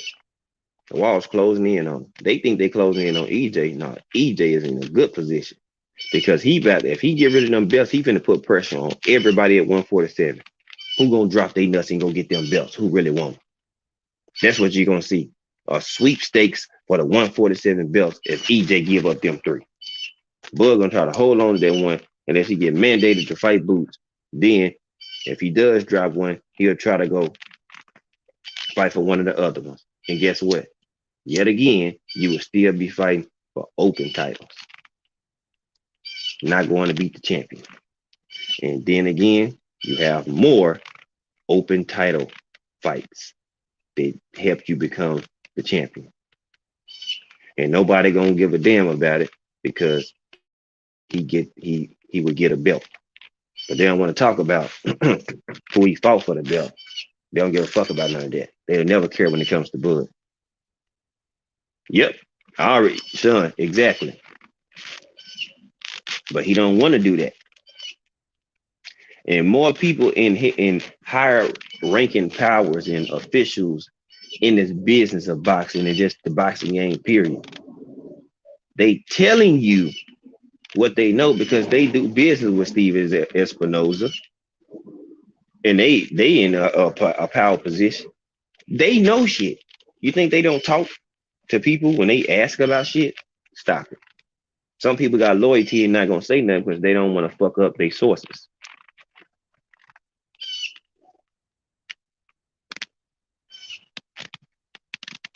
They don't. So you don't say nothing until you get the green light to go ahead and speak on certain topics or situations. That's how you keep your sources and maintain solidarity with people and they trust in your word and knowing you're not gonna do no bonehead shit because you don't shit on your sources. You don't. You don't shit on them by putting shit out before you get the green light just for likes, clicks, and views and shit like that. You won't get no more info from that person. But if they tell you go ahead and do it, then boy, you got free reign to let it rain. Let it rain.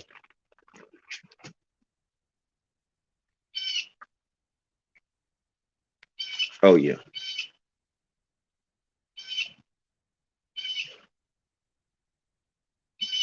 Oh yeah.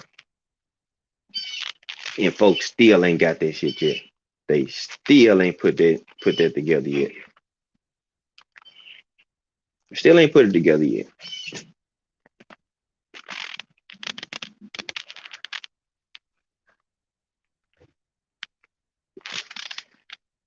Folks lie, cap it, stun. You know what I'm saying? Trying to make save face, make themselves look good. Supposed to be men out here. Asante, yeah, what's good, man? Salute to you, bro. What's popping with you, man? Everything good with you? And that's what they doing. That's why I'm glad that Espinoza came out and started talking about the contracts. There was a fight for January 2023 and a fight for 2022. Rather than waiting and just fight in 2023 and go ahead and fight EJ, you just chose to fight Avanesian on December 10th. So you couldn't wait 30 more days. So the man couldn't wait 30 more days, y'all. He never wanted to fight EJ. Never wanted to.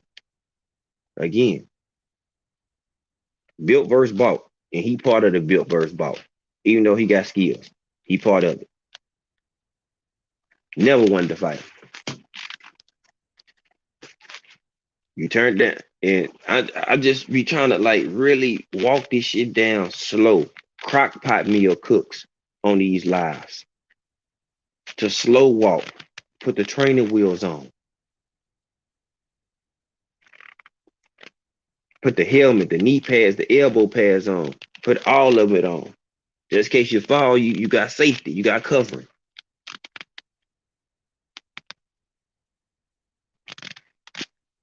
And they still need that pair walking behind them for assistance and help.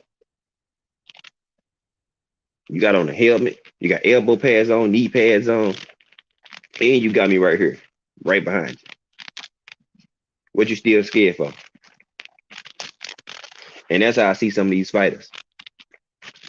They got their manager, they trainers, they dick riders right behind them, right there to catch them. And they still scared. They still scared to pedal and go. The training wheels gonna help keep you grounded. They ain't even took the training wheels off. You got people right behind you that's gonna catch you and make sure you're good or don't hurt yourself too bad. And still nothing. Don't want to pedal. They act like their legs don't work. Hop off that bike and get to walking, running, sprinting, skipping, dancing, diddy bopping, everything else. But you tell them to get on that fight bike, boy, they don't know how to use their legs then. That real fight bike, what you going to go ride that fight bike and go get all that real smoke. You gonna go get them fights. Because people not gonna remember that you fighting Albanesian. People, only fights they gonna remember is you fighting Gamboa, Sean Porter, Kell Brook, and Earl Spence. If you fight EJ, them the only fights that people gonna remember. They not gonna too much care about Indongo. Who the fuck was Julius Indongo? Come on, bro.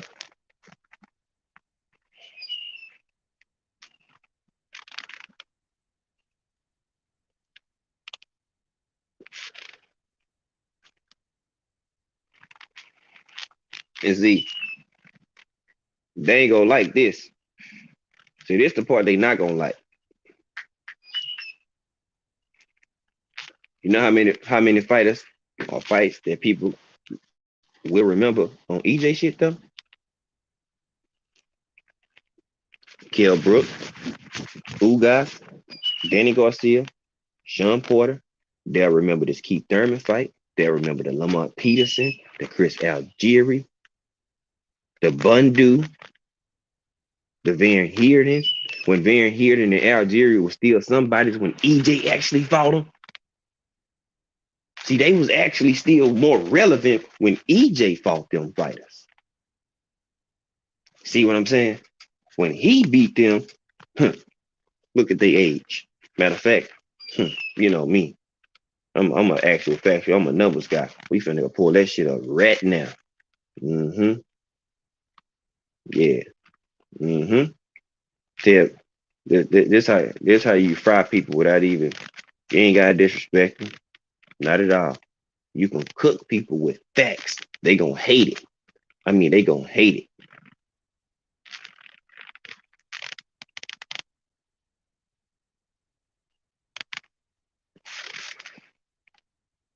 But they're easy to cook.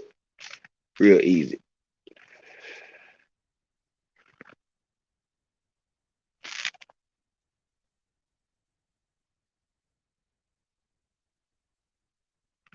Yeah. He fought Algeria in 2016. We in 23. That was 7 years ago.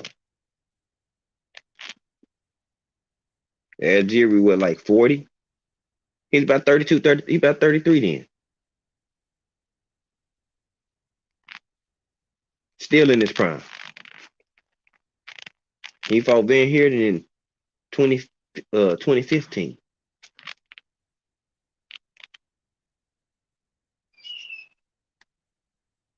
See what I'm saying? Remember, he fought Kell Brook in 2017. 6 years ago, man. 6 years ago. Lamont Peterson in 18. 5 years ago, 5 years younger Lamont Peterson. Carlos Ocampo, who he beat, who was young, but was on a 11 fight win streak until he went the distance with Fundora.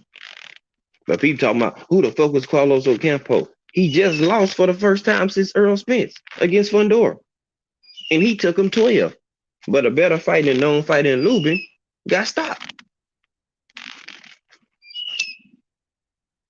Sergio Garcia took him 12. You see what I'm saying? Yeah, took Sean belt, took Brooke belt. Those you fought him, but you didn't take Nate belts at all.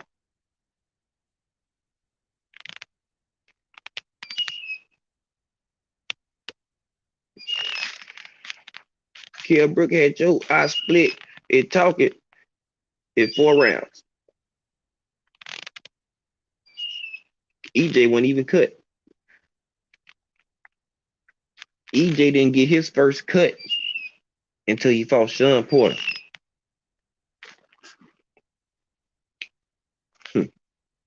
He had never been cut, y'all. I can't make this up. It took him to 9/28/2019 to get cut in a fight. All right. He turned pro 11/9/2012. It took the nigga 7 years to get his first cut. And that's because he was getting head busted with rough braids rustling against his face. But EJ ain't got defense. He get hit a lot. And it took 7 years before he even got his first cut in a fight. And he a pressure fighter that come forward, which leaves you at more risk of walking into something. Been hurt one time. Wasn't hurt against Sean Porter. Hurt one time. A buzz when he ran into something against Emmanuel Arte early in his career. Early. And that was in 2013. And he still UD'd his ass. And he was 15-0 at the time.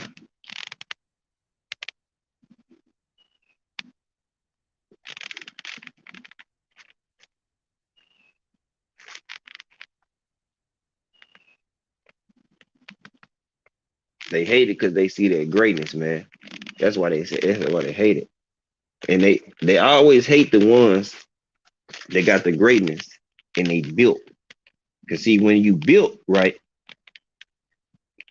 they can't take it away from it because you didn't buy it. You didn't get paid. You weren't a part of the plan. You didn't get bought to get there. You earned that shit. You got that shit from the ground up. When they ducked you, when they avoided you, when they tried to shit on your name, slander you, call you drunk, call you this, call you that, you just kept winning. Kept getting belts. And kept fighting the best available competition. Every time. Every time.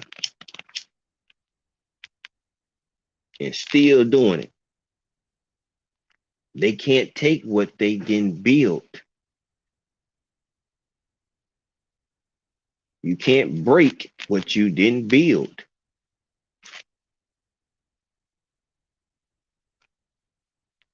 You can't steal. You can try to steal what you didn't build, but you're gonna get faced with some life-altering repercussions. You see what I'm saying?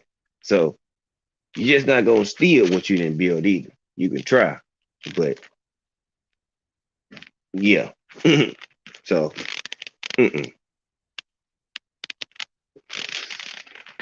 for example, that's why this is built versus bought. Finna give y'all another funky analogy. Cause I'm the king of analogies around this joint. It just come to me. Think about this.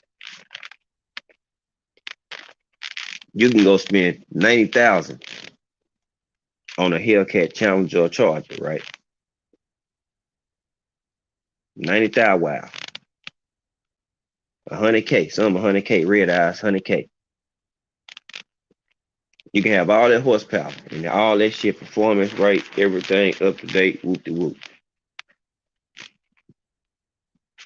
You can take that bitch and line it up next to a built G body on 22s or 24s.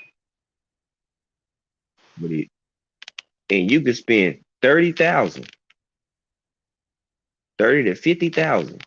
Half of that have it the paint, the interior redone, the whole kit and caboodle. Had a motor to the T, suspension, everything. Built the whole whip. Line that joint up next to that Hellcat and drag that motherfucker. Pull up G bodies racing Hellcats and watch what happens. See, they went to buy that luxury performance, that power. They just know it's there. They didn't put it there. See what I'm saying? When you build in a car, you hands-on. You know the whole ins and out, top to bottom. Why? Because you bought these parts to build this joint up to be what it is. So your level of respect and your love for this and your work you put into it is at a different height and a different level than somebody that went and bought that damn Hellcat. See, the Hellcat, that's somebody saying, hey, I got the money and I'm gonna go ahead and buy the performance that I want because I'm not gonna build it myself.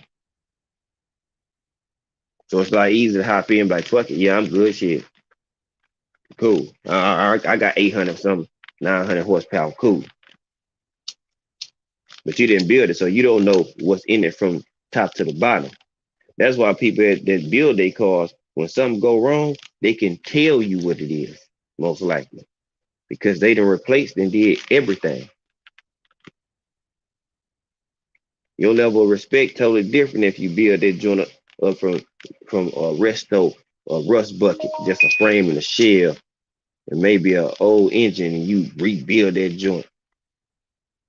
And the one you rebuild and you put that time and effort to, and you got that bitch right. Oh yeah, your love and care and how your view about it's gonna be way stronger than the one you went and bought. When you put blood, sweat, and tears, time, money, effort, mental into that built joint. That built joint might not be for sale and it gains value, but the one that you bought loses value as soon as you leave the lot. Drop that gem for you. You can build a G body up or an MC. You can build that joint up from scratch and it's gonna gain value. But you can go buy a Hellcat right now, brand new. And as soon as you leave the lot, it lose value. Oh man, boy. Some of y'all will catch that. Some of y'all will catch that later. You'll think about it, you'll catch it.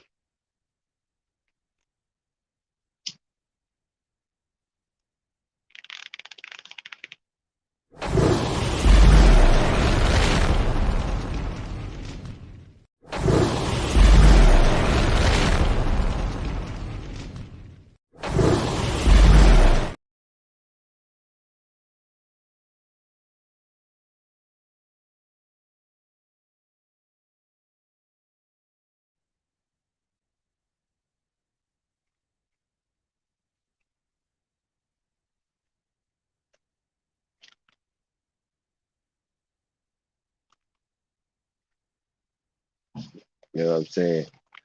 Like, try to break it down if you help me out and get it. So, all the money you can spend on that Hellcat Charger or Challenger, and look nice and all that,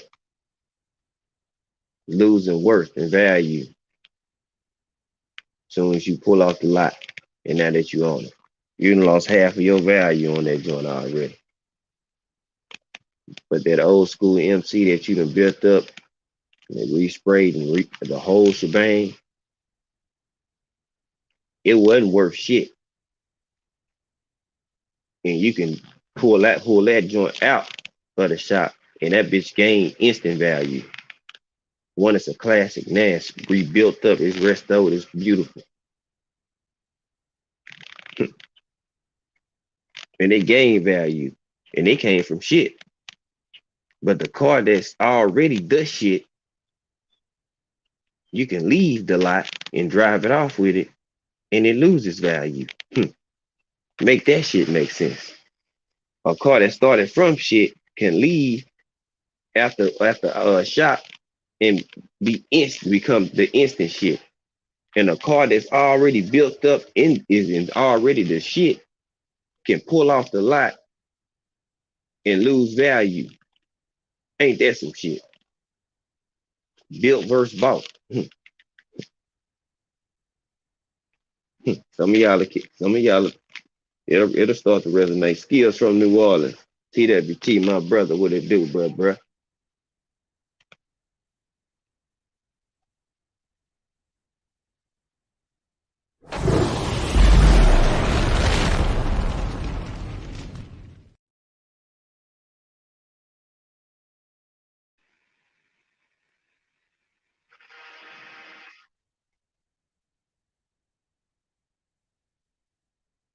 So I say big difference. Built versus bought, my people.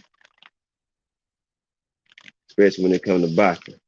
When you build and work.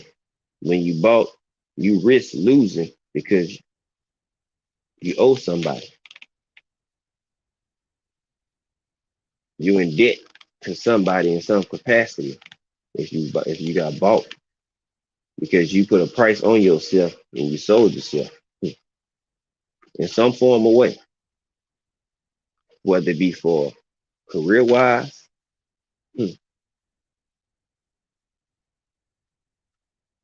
Exactly, Erico.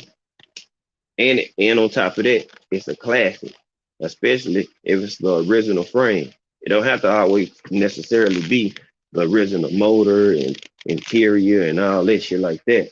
Some want it, but if it's the original frame and you didn't, yeah, boy,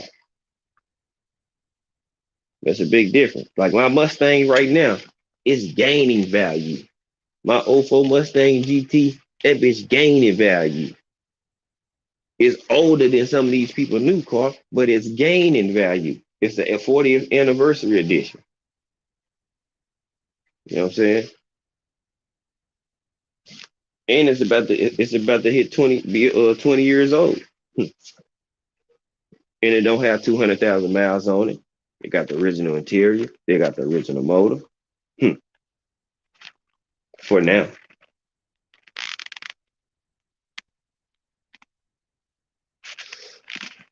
It is what the best was they made. But guess what? It's gaining value. And it's almost fully rebuilt.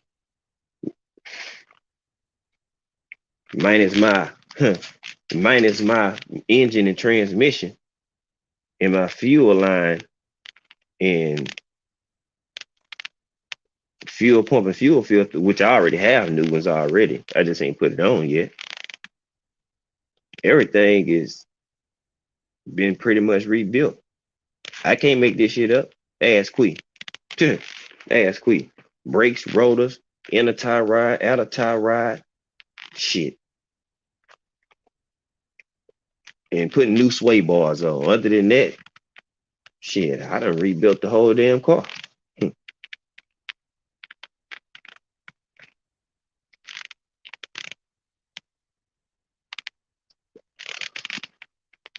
Yep.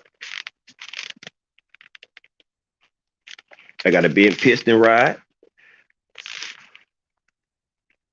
So that's why I ain't been driving it. So I don't blow the whole motor. Just in case I go another route and get a machine. and just redo the whole guts, I parked it. I could have kept driving it like a fool, but I found out that I had a bent piston rod when I was getting my new oil pan put on. See what I'm saying? That's when I found out. Because he was turning that crank and he was like, whoa. Like if you drive it home, but don't drive it, bro. And that's what my guy told me. Don't drive that joint. You know what I'm saying? I wouldn't. He's like, because it's gonna go at the side of the engine or through the top of that joint. It's like one or the other.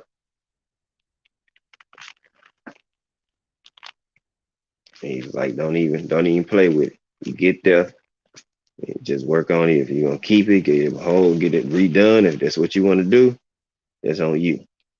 You're gonna spend probably like 1,600 to 2 bands to get the inside clean, machine, all redone. You can spend another about 500, get the heads ported and bored out.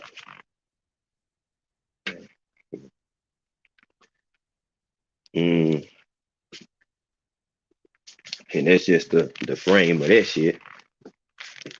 Then anywhere from 800 to 2 racks you could be paying for rods and pistons shit.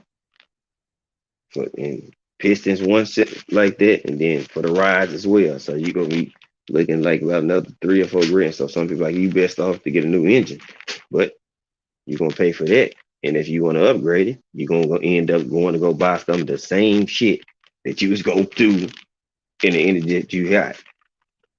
You know what I'm saying? That's why some just keep it and they just rebuild it.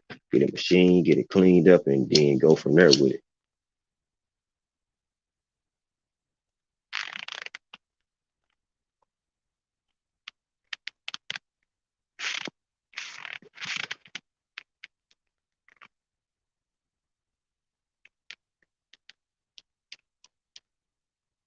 Yeah, so shit like that, man.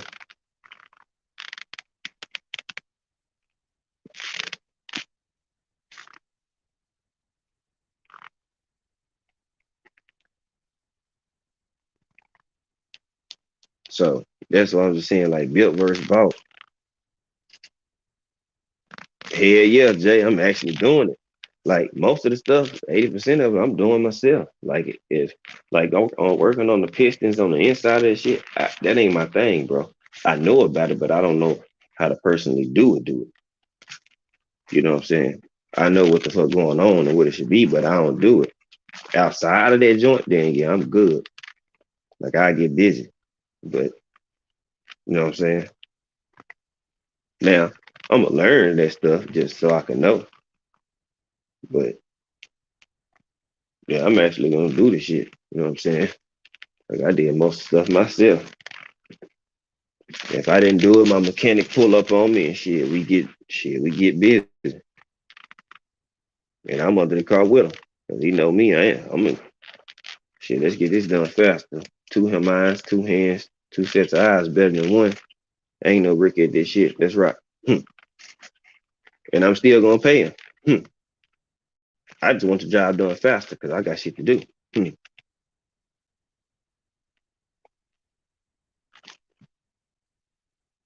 That's just me.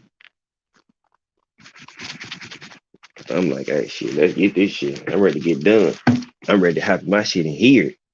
Well, I can't wait to hop back in my shit. mm-hmm. Cause I'm everything that I got left to put on it. It's gonna get put on.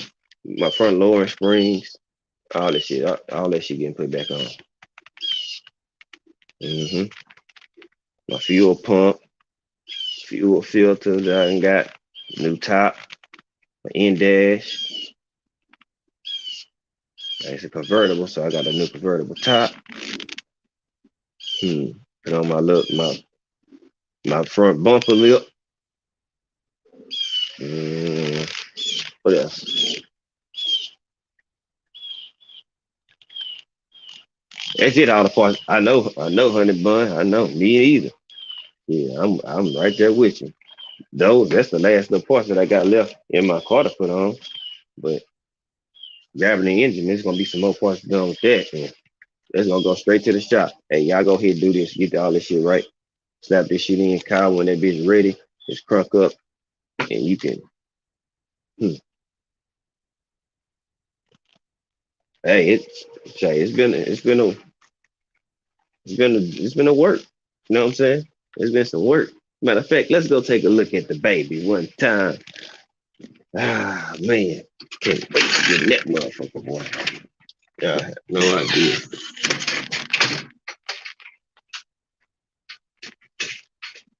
Can't wait to.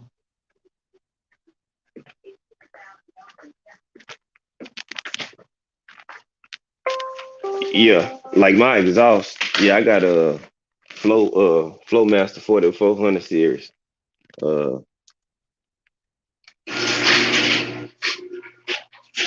yeah, yeah, I did that. My headers, no, I ain't redone my headers yet. I got new head gaskets and all that shit though. Like the gaskets, all that shit new. I got upgraded uh fuel injectors. I got a couple sets of them. I ain't put them on yet. New wiring, hoses. Only hoses I ain't changed out like the radiator hoses. They ain't been leaking, but I'm gonna get the braided joints. Alternator new, whole intake manifold new, coil packs they new. Shit, cold air intake manifold new. Uh, battery, battery posts. Uh, shit. uh, yeah, yeah. The whole top half is new. Other than the plenum, the original plenum, and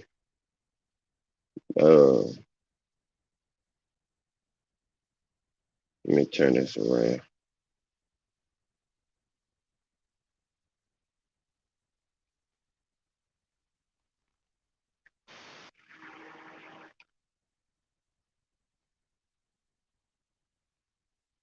All right, so like I'm replacing this too. This piece right here, or the stainless steel piece.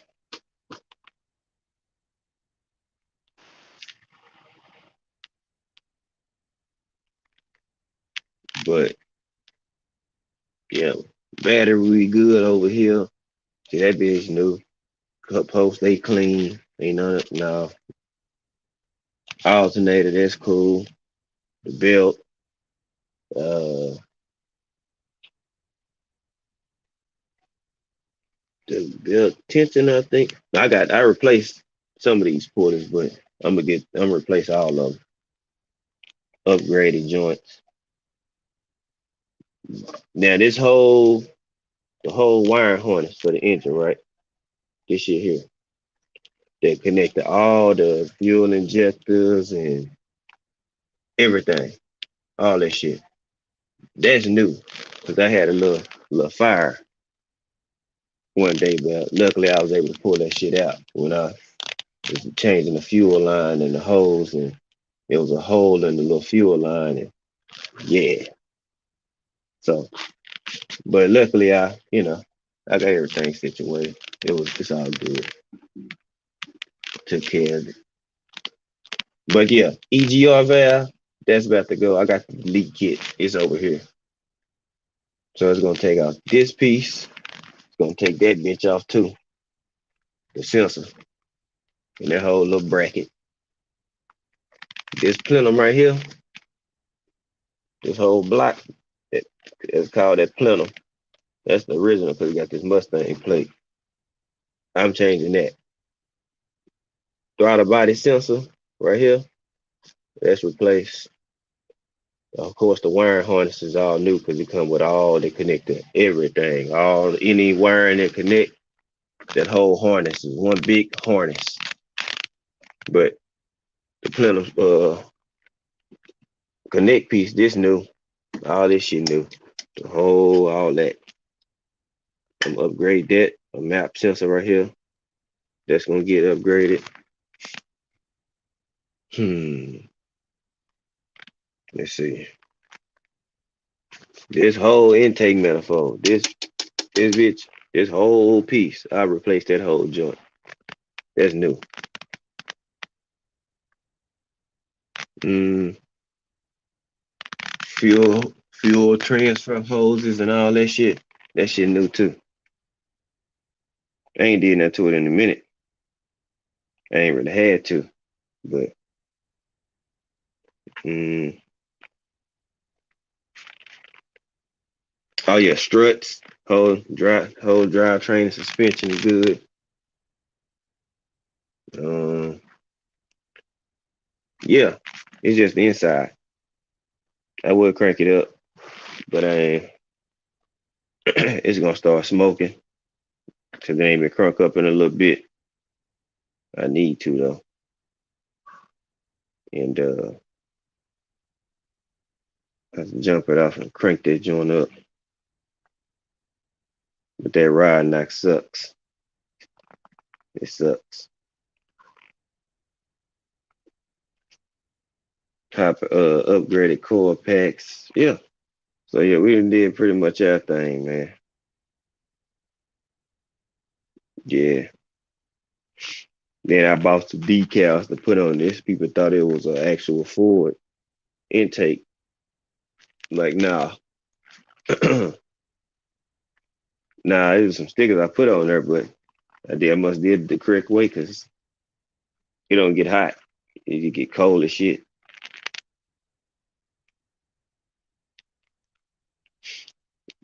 Yeah. Then, put the billet grill on it.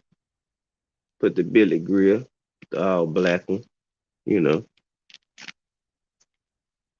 that y'all see. Put the eagle eye lights on the front, you know. They lit up on the side a little bit. Side pieces too, you know. I kind of want my own mind look like everybody else's new edge.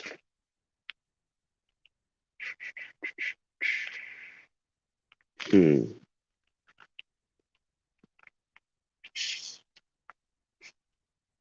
Yeah, I want to do something different. Yeah, anniversary edition.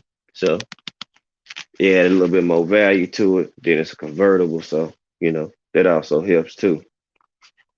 Like I'm just gonna start like soon as I start doing it, I get the engine. I'm gonna start showing like I used to when I was getting stuff doing too. You know what I'm saying? Just let's show people how, what's going on. It's just gonna make the auto content channel. We gonna rock out like that. That's what we doing. I keep inside, ain't nothing wrong. All this shit that's original. Yep. Yeah, and Quee, she been a part of it. She been seeing the whole process. I just put ain't nothing really wrong with the seats. I just seen the Ford seat covers and I put them on. I paid for them because they was leather. So I bought them. You know, back seats ain't no rips, ain't no tears. They, yeah. I mean, shit. She in pretty good shape. I done replaced all this shit on the side. I got the top. Top got some oxidation on it. You know what I'm saying? Certain spots, but I got that already. I got everything to replace. It's just when it's time to go get the engine, that's when I'm you know what I'm saying, go do everything else. Because once it go out, I'm making one more trip, black hood scoop on it. You know, I painted that myself, by the way. You know, I see, I painted this joint myself. It ain't got a little ashy because it's dusty right now. Yeah, but other than that, we pretty much good. Changed out the back third light right here, LED. It is the regular GT. You know, I got the V8. Uh, they took the pipes took nice, but I got Flowmasters. I changed out the mufflers. I got Flowmaster 4400 series. Yeah, yeah.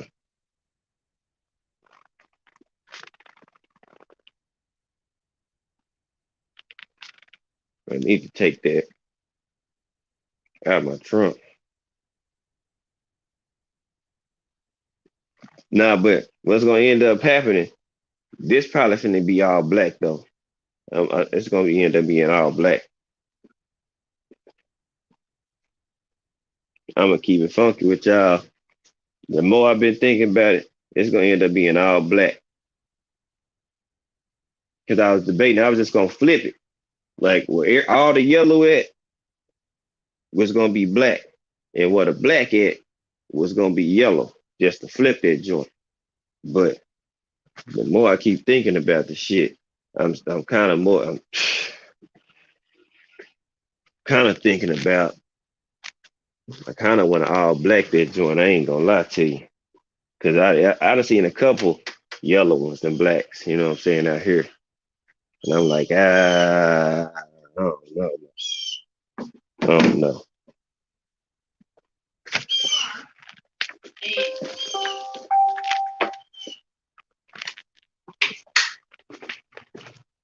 hold on, grab my keys.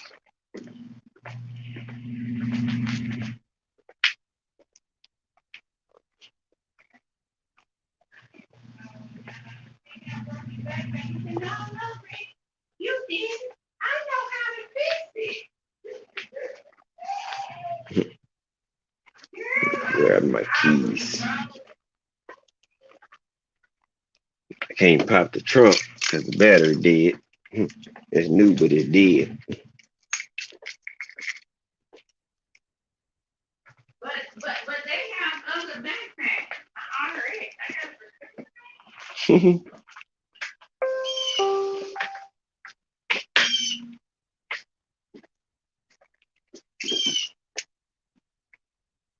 Hold on. Ugh. Oh yeah, yeah. Then I got the parts in the trunk that I need to put on, like my lower springs, like fuel pump, fuel filter in this little bag. I'll be able to do E85 and shit like that. And that joint. Plus, I got the tuner, so I can change it at wheel. Shit, still got my damn my replacement top in the trunk and white bag. That's my replacement top. I got my lower springs I need to put back on. Yeah, so yeah, we getting there. We getting there.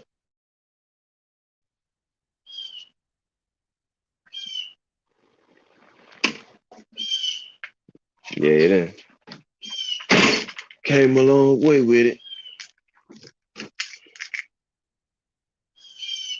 Oh, 04. Yep, cool. You already know.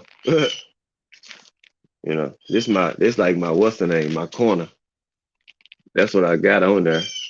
Edelbrock high performance core packs, tuner boxes, other parts like my factory intakes and shit like that. Uh, you know, shit like that. This is extra shit. Other shit. Oh yeah, this my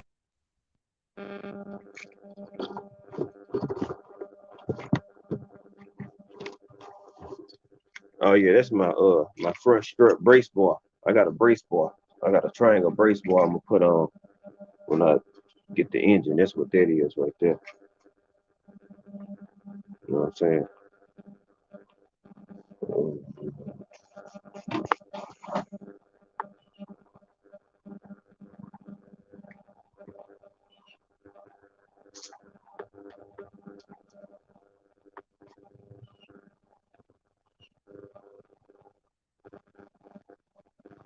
Yeah, yeah.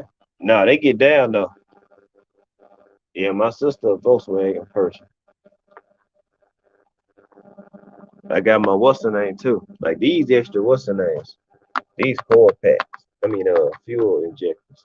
Like I got several. I got like 3 different pair. Just because if I go turbo, I'm gonna do bigger injectors. You know what I'm saying? Oh yeah, that's my crossover X pipe. That's my X pipe up here on the shelves. So yeah, and, and I got the sensor the sensor reader. So when I remove my cats, I got the wire to plug in, and they'll read as if they there.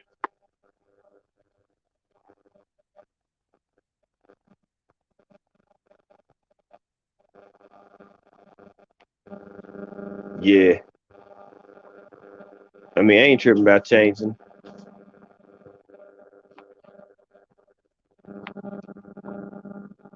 Yeah, I ain't tripping about trading them joints.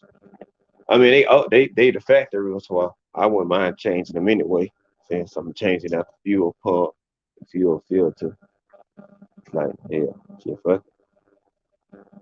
Get a new fuel line. Fuck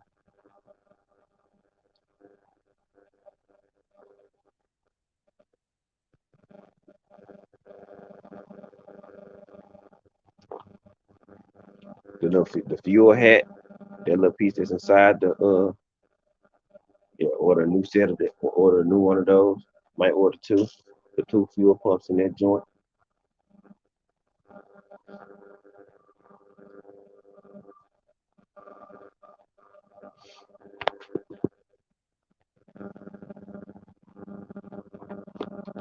hmm Now, but I got see mine come with the PI heads. So we just gonna have a car talk. Shit, fuck it. This my other bag anyway. Yeah, we're gonna have some car talk. Fuck it, you know. Uh, see, mine got the PI heads on it. You know, I be doing research and stuff to make, for compression and stuff like that. So this Mustang guy, he was just breaking it down. Like, keep my heads, the PI heads I have, right? But get a non-PI head block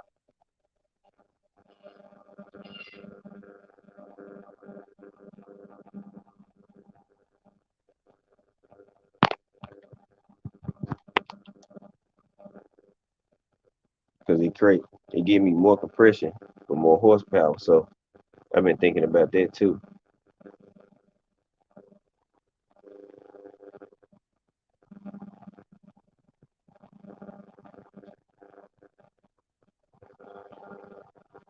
Get a non-PI head block. Keep my PI heads I got. Just get them bored. Get that non-PI head block board from a 281 to a 302. hmm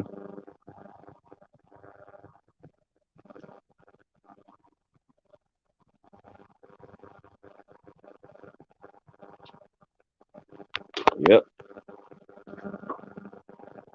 Board out to a 302. So it's like it's running like a 5.0, but it's not because yeah, that ain't too bad. You just born it out. Point 20. You get 281 board out to point 20. Then just about the pistons and the piston ring with a bore at point 0.20. You know what I'm saying? That way, it's the pistons fit flush to what you got your shit bored out to, and there you go. See, I had started learning about the bore and the size, and it's based off the engine size. You know what I'm saying? Like, so if you got a 281 and you want to bore it out to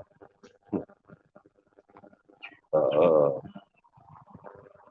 what is the coyote? The coyote is three, three,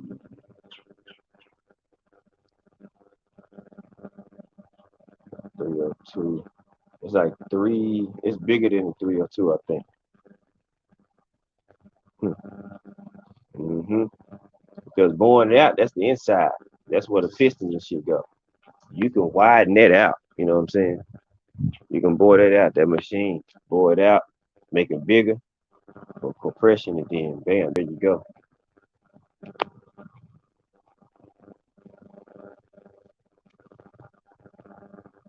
Now I got a V8. Now I got a V8. I got a 4.6. So boring it out to 5.0 and shit. It's just the inside. You ain't gotta do nothing to the top. Nah, I wouldn't try to do it to Coyote. I just do it to a 302 boss. Like 281 to 302. That's small. I ain't gonna do nothing bigger than that. Hmm. Yeah, I ain't gonna do nothing bigger than that if I do it that way. But the head's gonna be ported though. I'm gonna get them ported when they come out. Heads going to the shop. They gonna get ported, get the new springs, lashes, and then I'm good to go. Get the springs and lashes for the heads. But once it's rebuilt, shit, I'm putting this bitch on the road and I'm going out of town and me and Quick on. Throw our shit in the back of the trunk and take off. You know what I'm saying? Like just like that. Because it's rebuilt for a reason. I ain't finna get a rental car. I'm finna put this bitch on the road and nigga run it. Let's go.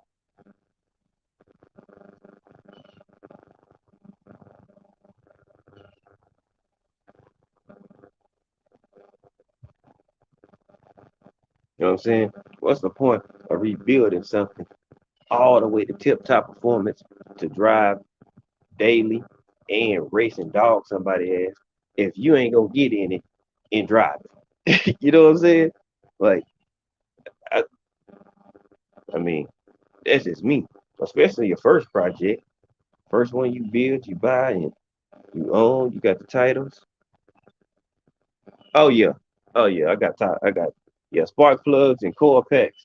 I got Elderbrock performance core packs. I got some N with the N9s, N4, something like that. I can't remember the name. Spark plugs, the elite joints and shit. Yeah, I still got my original fuel injectors on right now. I mean, ain't no need to put on the other ones at the time off. Oh yeah. Let me see. Here we go. That's what I got. I got Bosch double platinums. I believe. Yeah, yeah, that's what I got. I got Bosch double platinum.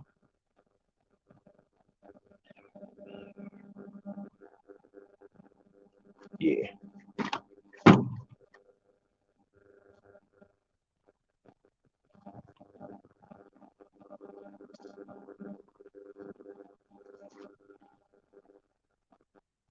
yeah. So that's what we got though. You know what I'm saying? Uh, you know, anybody if you got a V8 or something like that, I always keep some of this right here. Just from time to time, just toss some of that in in your whip. If you're driving daily, just toss a little bit, you know what I'm saying, in your whip, you know what I'm saying? Let it put a little extra coat around like old rings and shit like that. You know what I'm saying? Help some of y'all out. Oh yeah. Or all synthetic. Oh, it's all we do is synthetic over here, baby. Full synthetic, yeah, man. Full synthetic, man. You know, got my, Duralast, you know. Oh yeah, no cheapskating over here. Oh no. I got extra shit on deck. Leave it. I'm talking about.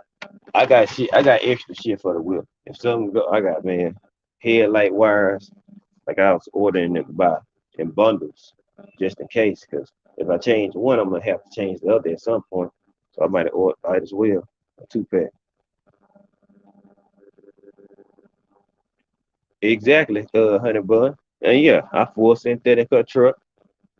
I gotta put her starter on, and she good to go. And her front brakes. That's the last nature of business that we at the current moment on hers. So you know what I'm saying. I just got to get a strong high impact drill. So she got these star uh, screw pieces on her shit, and these motherfuckers are pain in the ass to get out. Yeah. See this space right here? I got my shit. That's why I got to put my lower springs on. There's too much space. I had to get them old was off because they was making uh horrendous noise and the springs went in. See, that's too much space. That's why I got my new lowering springs in the trunk. Way too much space. I ain't finna put no bowls and no shit on my car. You know what I'm saying? Picasso, if you wondering, we got the slitted, drilled and slided rotors. Yeah, the one the Walt now, yeah, that's the one we need. Yeah. We got the drilled and slided brakes. Yep. We got the yellow brake calipers. We upgraded them wheels, to the 19 all blacks. And yeah, they the Mustang wheels. Benefits of people being a Mustang club. I'm an affiliate of one, but I ain't an official member because my brother part of it. But yeah, they rock with me and yeah, we done had fun. So they tighten me up on the wheels. Y'all know how much I pay for these wheels? I pay for these all blacks, they dirty. Not scuffed up, no nothing. I paid $400. They came off of like a 2018. They had switched out. I said, bet, let me get them. Give me them all blacks. Let me get them joints right there from your boy.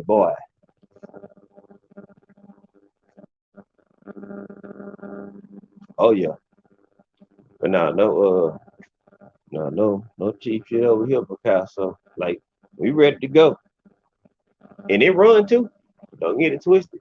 Even with the regular engine, it run with the upgrades I done did to it. So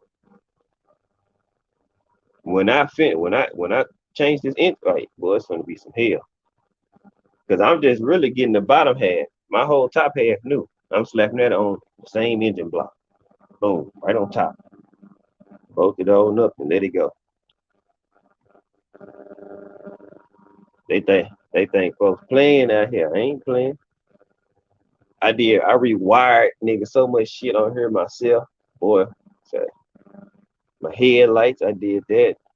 Splicing the wires and yeah.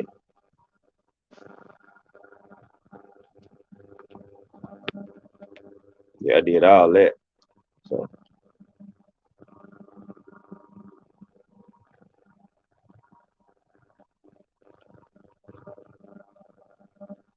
yeah, we're gonna be ready. I got That's what I say.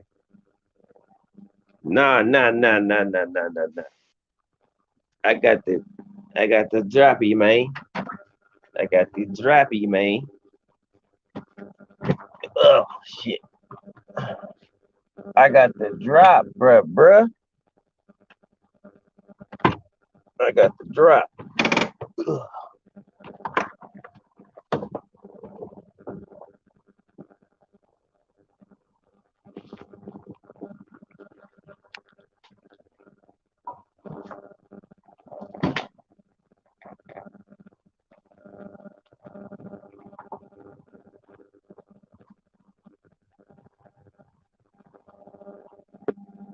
I got the drop, man. See that back seat? That bitch clean, boy. Ain't no cuts back here, boy. We got the drop, man. The old school drop top with the latches. Nah, no hard top. Now y'all can see some light in here. Yeah. Now y'all can see a little bit better in here. I got an FN transmitter right here. I left it like I just ride around cool. Yeah.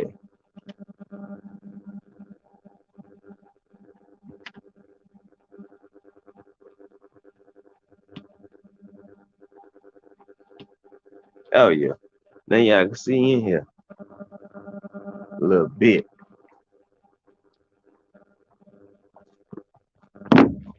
Yeah, like that.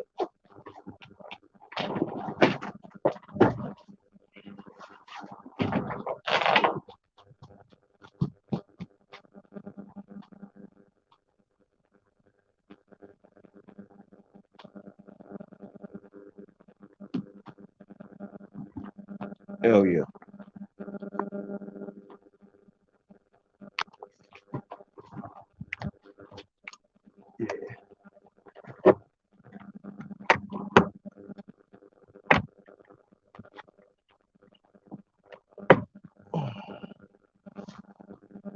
Oh yeah. So yeah, that's that. And ain't no really no lights in here, so I added some LED lights in this joint. See what I'm saying? These little lights right here on the side. Add some LED lights right here.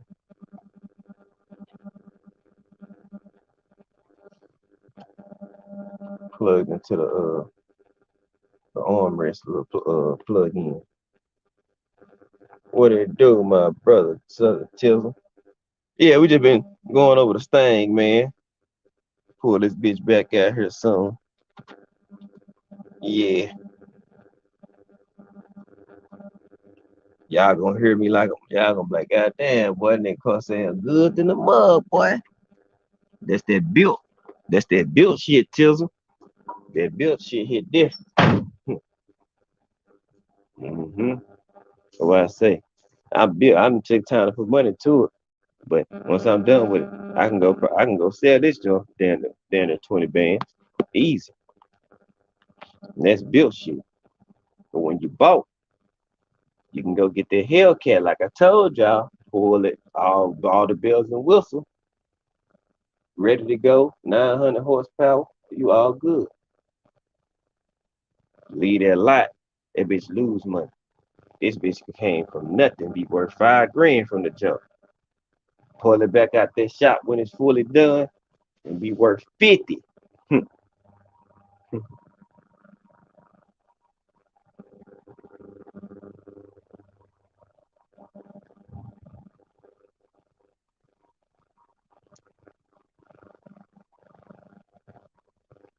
Oh yeah. Then they be like, oh man, we got the receipts for all your stuff. Hell yeah. Hell yeah. I got a long tab of receipts for a nigga ass. Tuh, a long tab.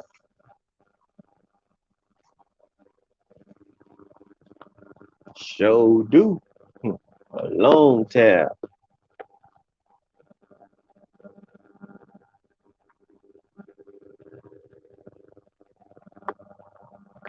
Tell them you're gonna be fully rebuilt.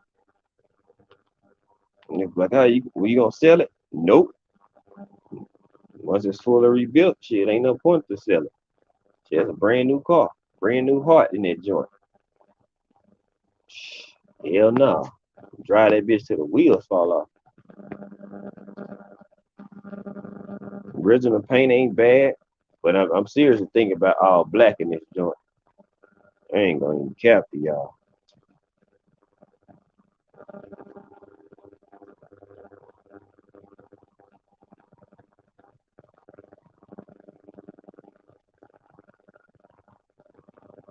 Serious thinking about that.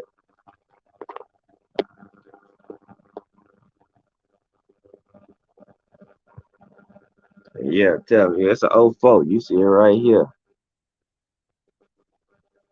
Applicable to the 2004 model.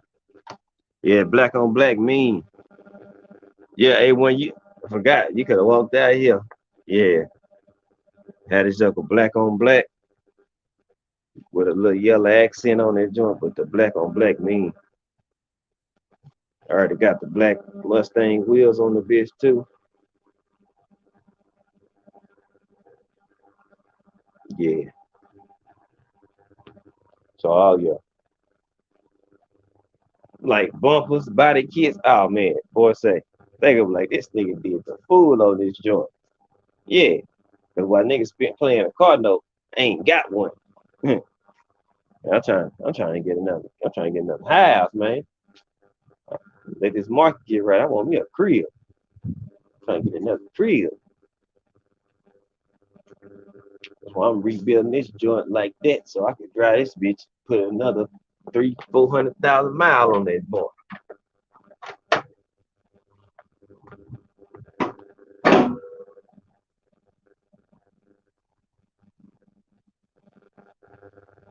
No, it ain't ready right now.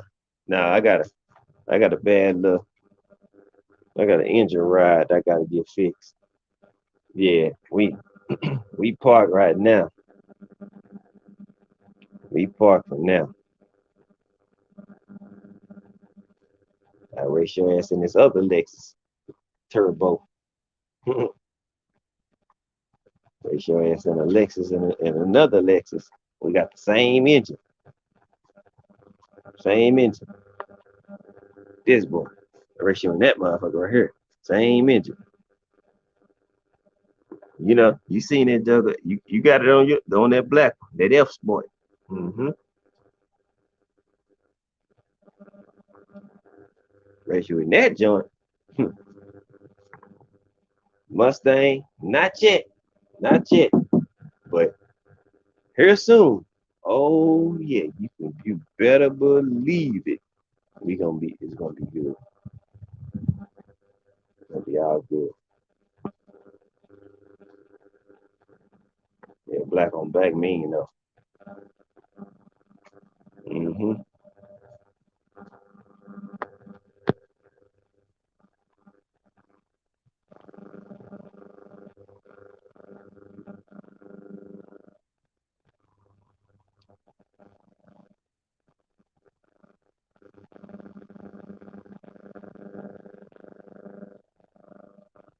That's why I'm like, yeah, that's why I'm thinking about that black on black. For sure.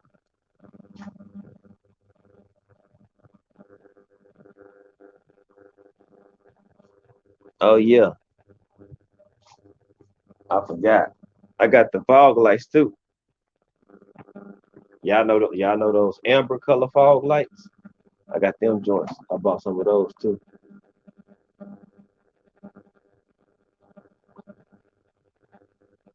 They're over here somewhere. Somewhere. I need to find. Matter of fact, I do need to find. So I know exactly what the hell it is. Them joints here.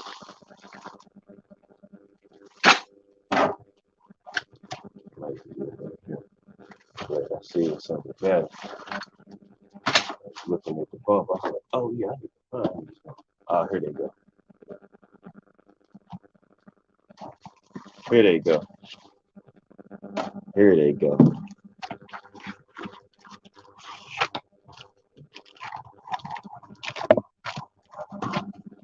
Here they go. I don't be playing, dog. I don't be playing with some of this car shit. These hoes gonna be nasty. Ugh. Them fog lights. Ugh. Do you hear me? You hear me? These hoes gonna be hitting on this bitch.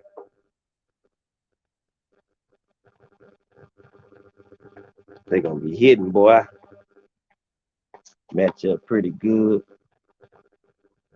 They gonna be down here. Cause I got them clears in there now. I'm replacing with these joints. Yeah, yeah. Gotta still on. Still on. Yeah, them gonna get put in, you know. Slide them joints on in here. And yeah,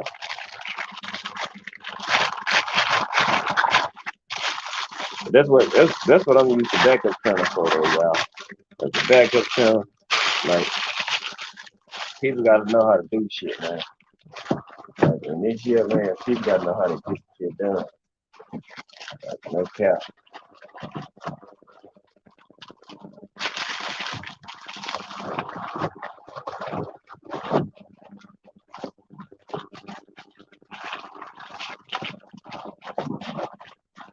Yeah.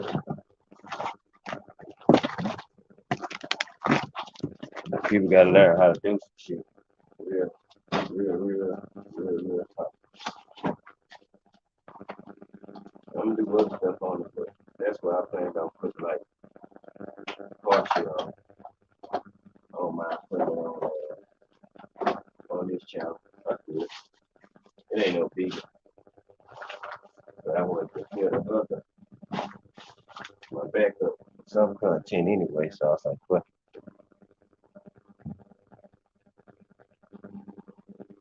you know what I'm saying? But either way it go, as soon as this joint get out, once it go back to the doctor and come out for the last time, nigga hitting that road.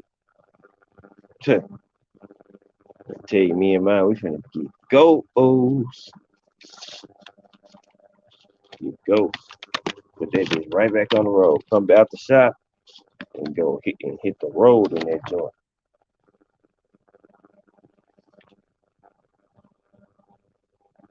Straight up.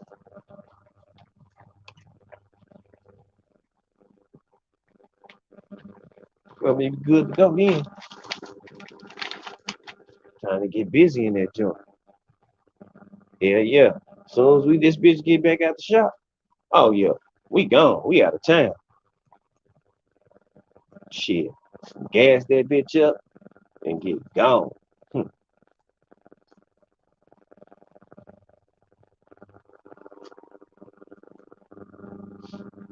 Oh yeah.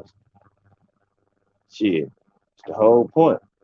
Rebuild it so it's A1, ready for performance, ready to dog somebody if they wanna, you wanna fuck with them for a little bit. Oh yeah. Out of there. You know what I'm saying? Not that's gonna get a whole bunch of attention, muscle car. It got 10 on it. Shit, they gonna think of white. They gonna think some. They gonna think they're a high school white boy in this joint. Rebuilt. Nope. Be in that joint. Feeling lovely with my woman. Gas in that joint. Gone.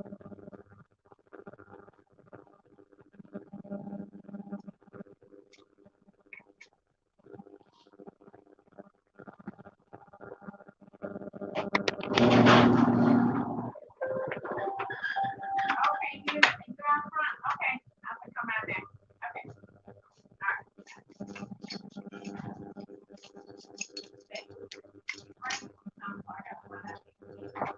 Mm.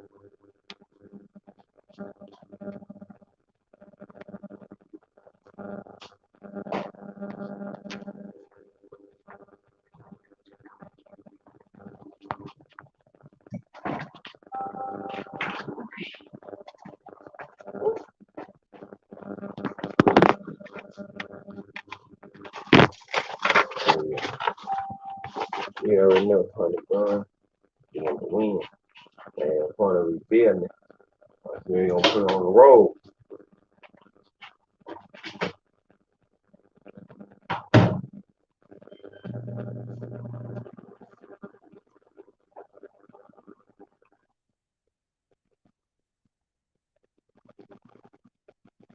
Oh yeah, we're gonna fly to that joint. Pew! Out of there. I'll say that of mine. We need to hit that joint soon anyway. We need to duck off soon.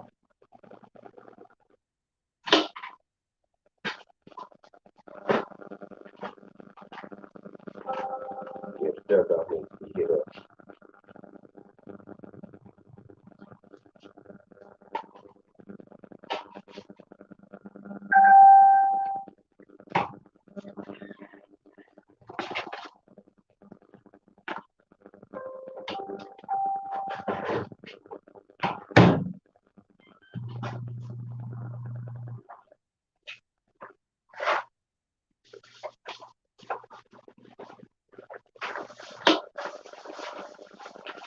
Well, what that mean? She said, run game, you talking. Mm-hmm. You gotta duck off for sure, please. Oh yeah.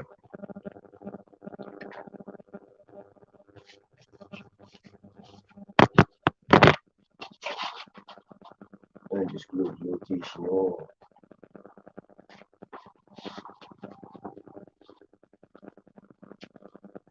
Yeah, you Hmm.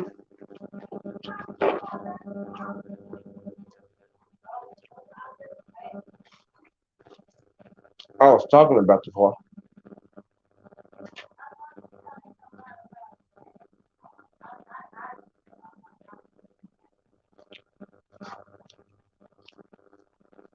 Well, I've been reaching out to folks though.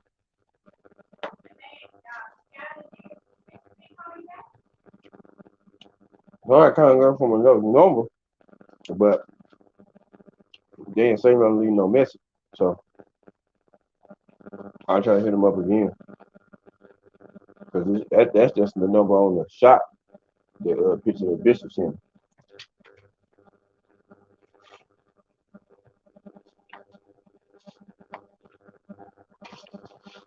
I'm gonna text Bishop and ask him. 'Cause that's the only number he got.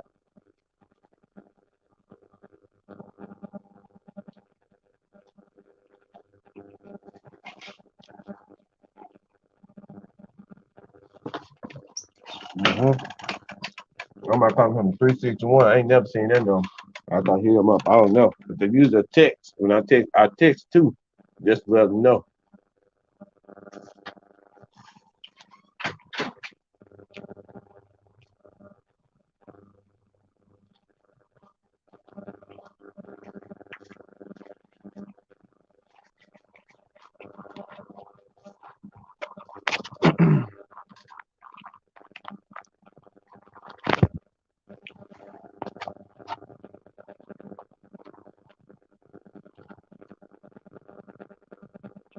Man,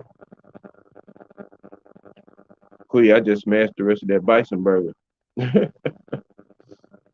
Mm-hmm.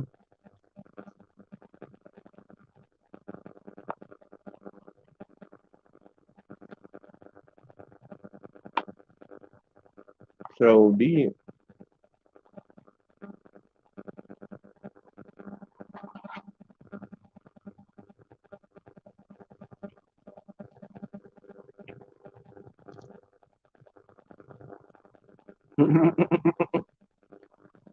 Boy, just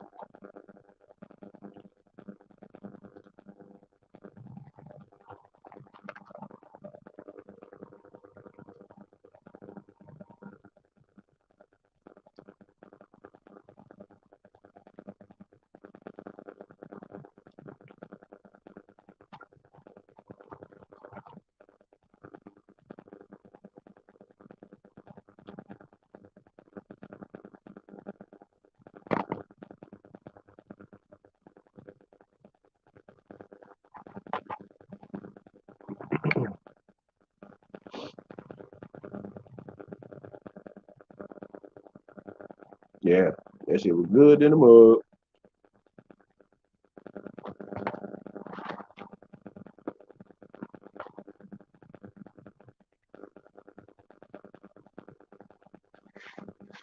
I had to smash on something one time for the one time. I had to. I got hungry. I was like, no.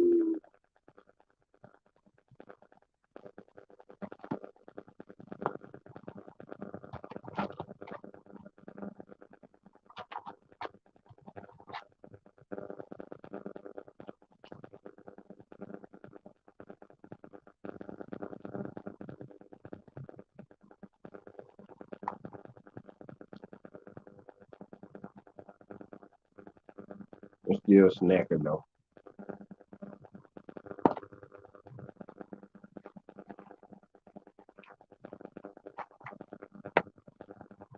When you get off, okay. Well, I ain't ate shit all day, so I felt like this was the perfect opportunity. Why not?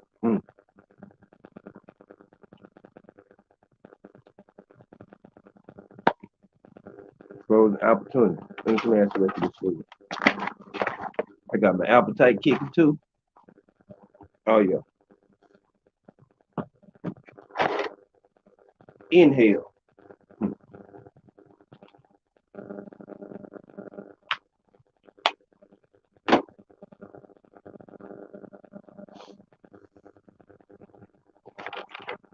Hold 1 second.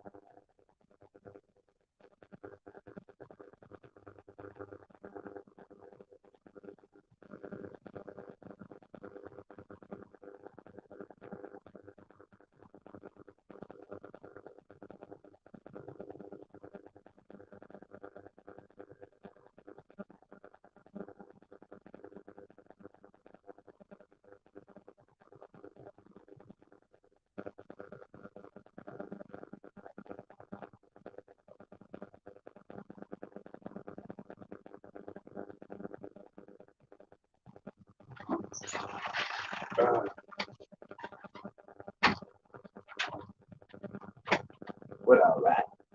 But all right.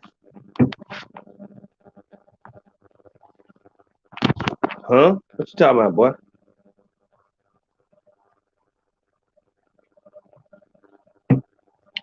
Oh, man. Take me a little smoky smoke. You know, a little smoky. Hocus pocus.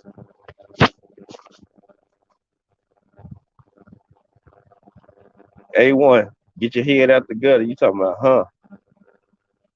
I'm gonna eat the rest of my food when I get off. What you thinking about? Cause I know you said huh for a reason.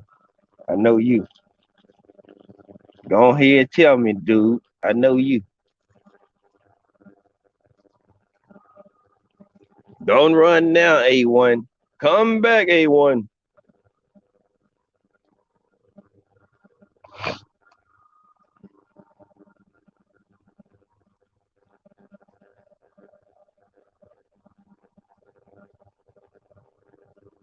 Yeah, I, I can bet you he read it wrong.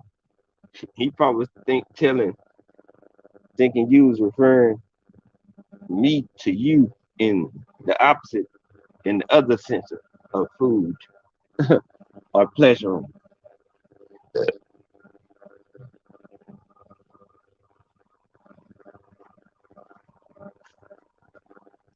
I think, And I'm thinking that's where A1Z was at, right? You know what I'm talking about? I'm thinking that's where he was at, you know? Because he sure did dip off. Hey, he just, oh, okay. You was like, huh? He was like, well, what are you talking about, huh, for? What is it? What is A1 thinking about over there? God damn it. God damn it.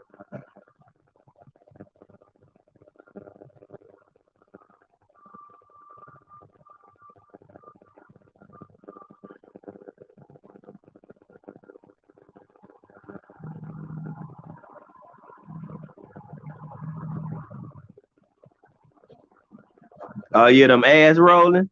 Appreciate you for letting me know because I was going to ask somebody there. Hey, hey, T, go. We need to go play a scratch off today. I'm going to go play me one too because that's the second time. Yeah, yeah. You going to have a good betting day today, bro. You gonna hit some money. That mean I'm gonna hit some too. Cause I was just about to ask somebody, man, because man, they been holding me for all week on my paper, on my ass, bruh. Man,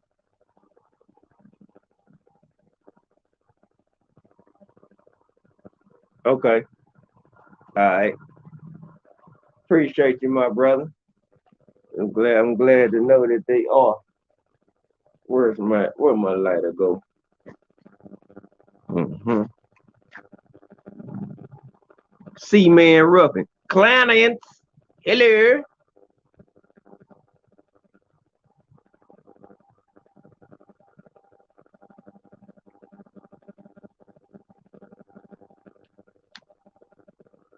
Hello, clients.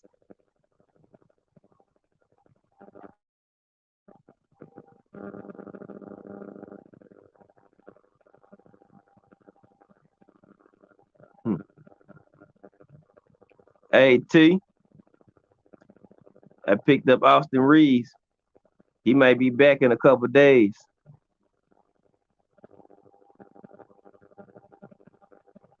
They said they gonna re-examine him in 2 weeks.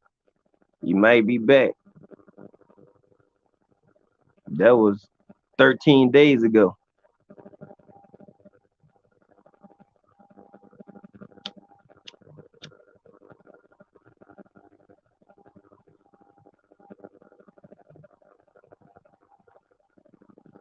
Hello, Clarence.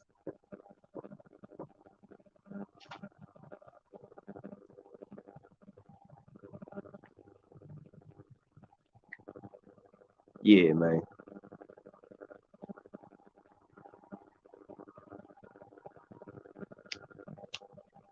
Yeah, T, I made a few little subtle pickups, man. Nothing too much, T. A few little subtle pickups. I got a little trade off I got going on right now too. So if that play out, they'll be kind of clutch too.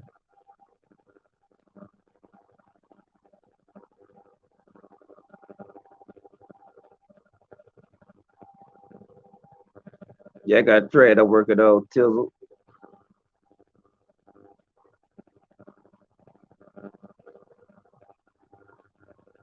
It may just work too.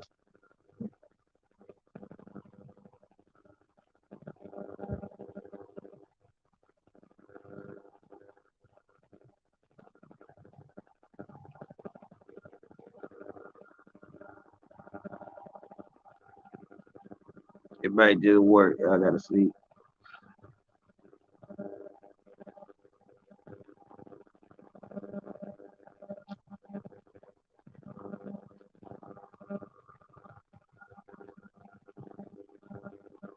Mm, all right.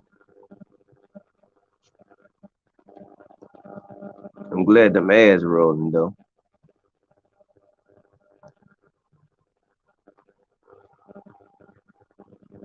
Glad they rolling. But hope y'all got that understanding on what I mean by Bill versus Bolt, man. That built shit is it's built to last, stand the test of time. That bought shit is temporary. That's the basis. That's in the nutshell. When it's built, it can be repaired. It's built to last. That bought shit ain't no foundation.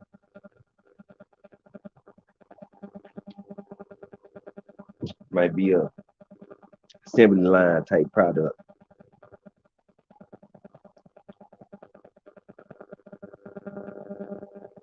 One of many, but not a one on one. Boy, y'all, man, I done dropped so many bars in this joint today, boy. Ooh, boy, y'all, boy, I tell you. Mm, mm, mm.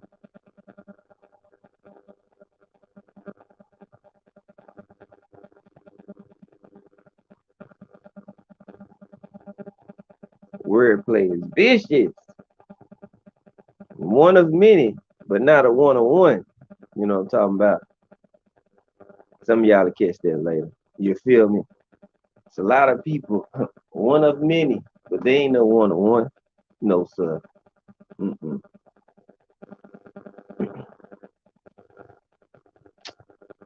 They don't feel me, Queen.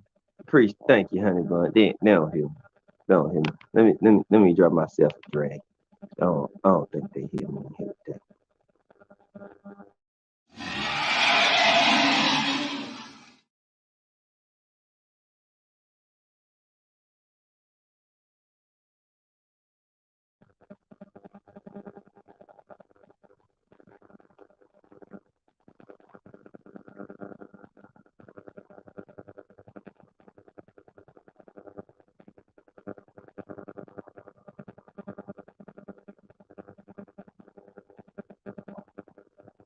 It's all good.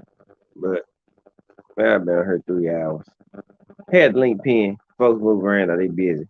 So I'm about to get on up out of here. I'm gonna be out the way. I know do probably gonna go live as soon as I end. Or shortly after I get up off this joint.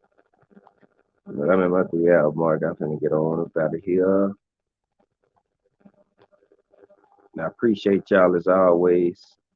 Appreciate y'all time. Make sure y'all smash my like button, please. Thank you kindly. Thank you in advance. And y'all rock out. Y'all be safe. You know somebody else from TWT finna get me in something. Don't worry. Somebody else finna get the torch and keep running with it. Y'all know how to do that.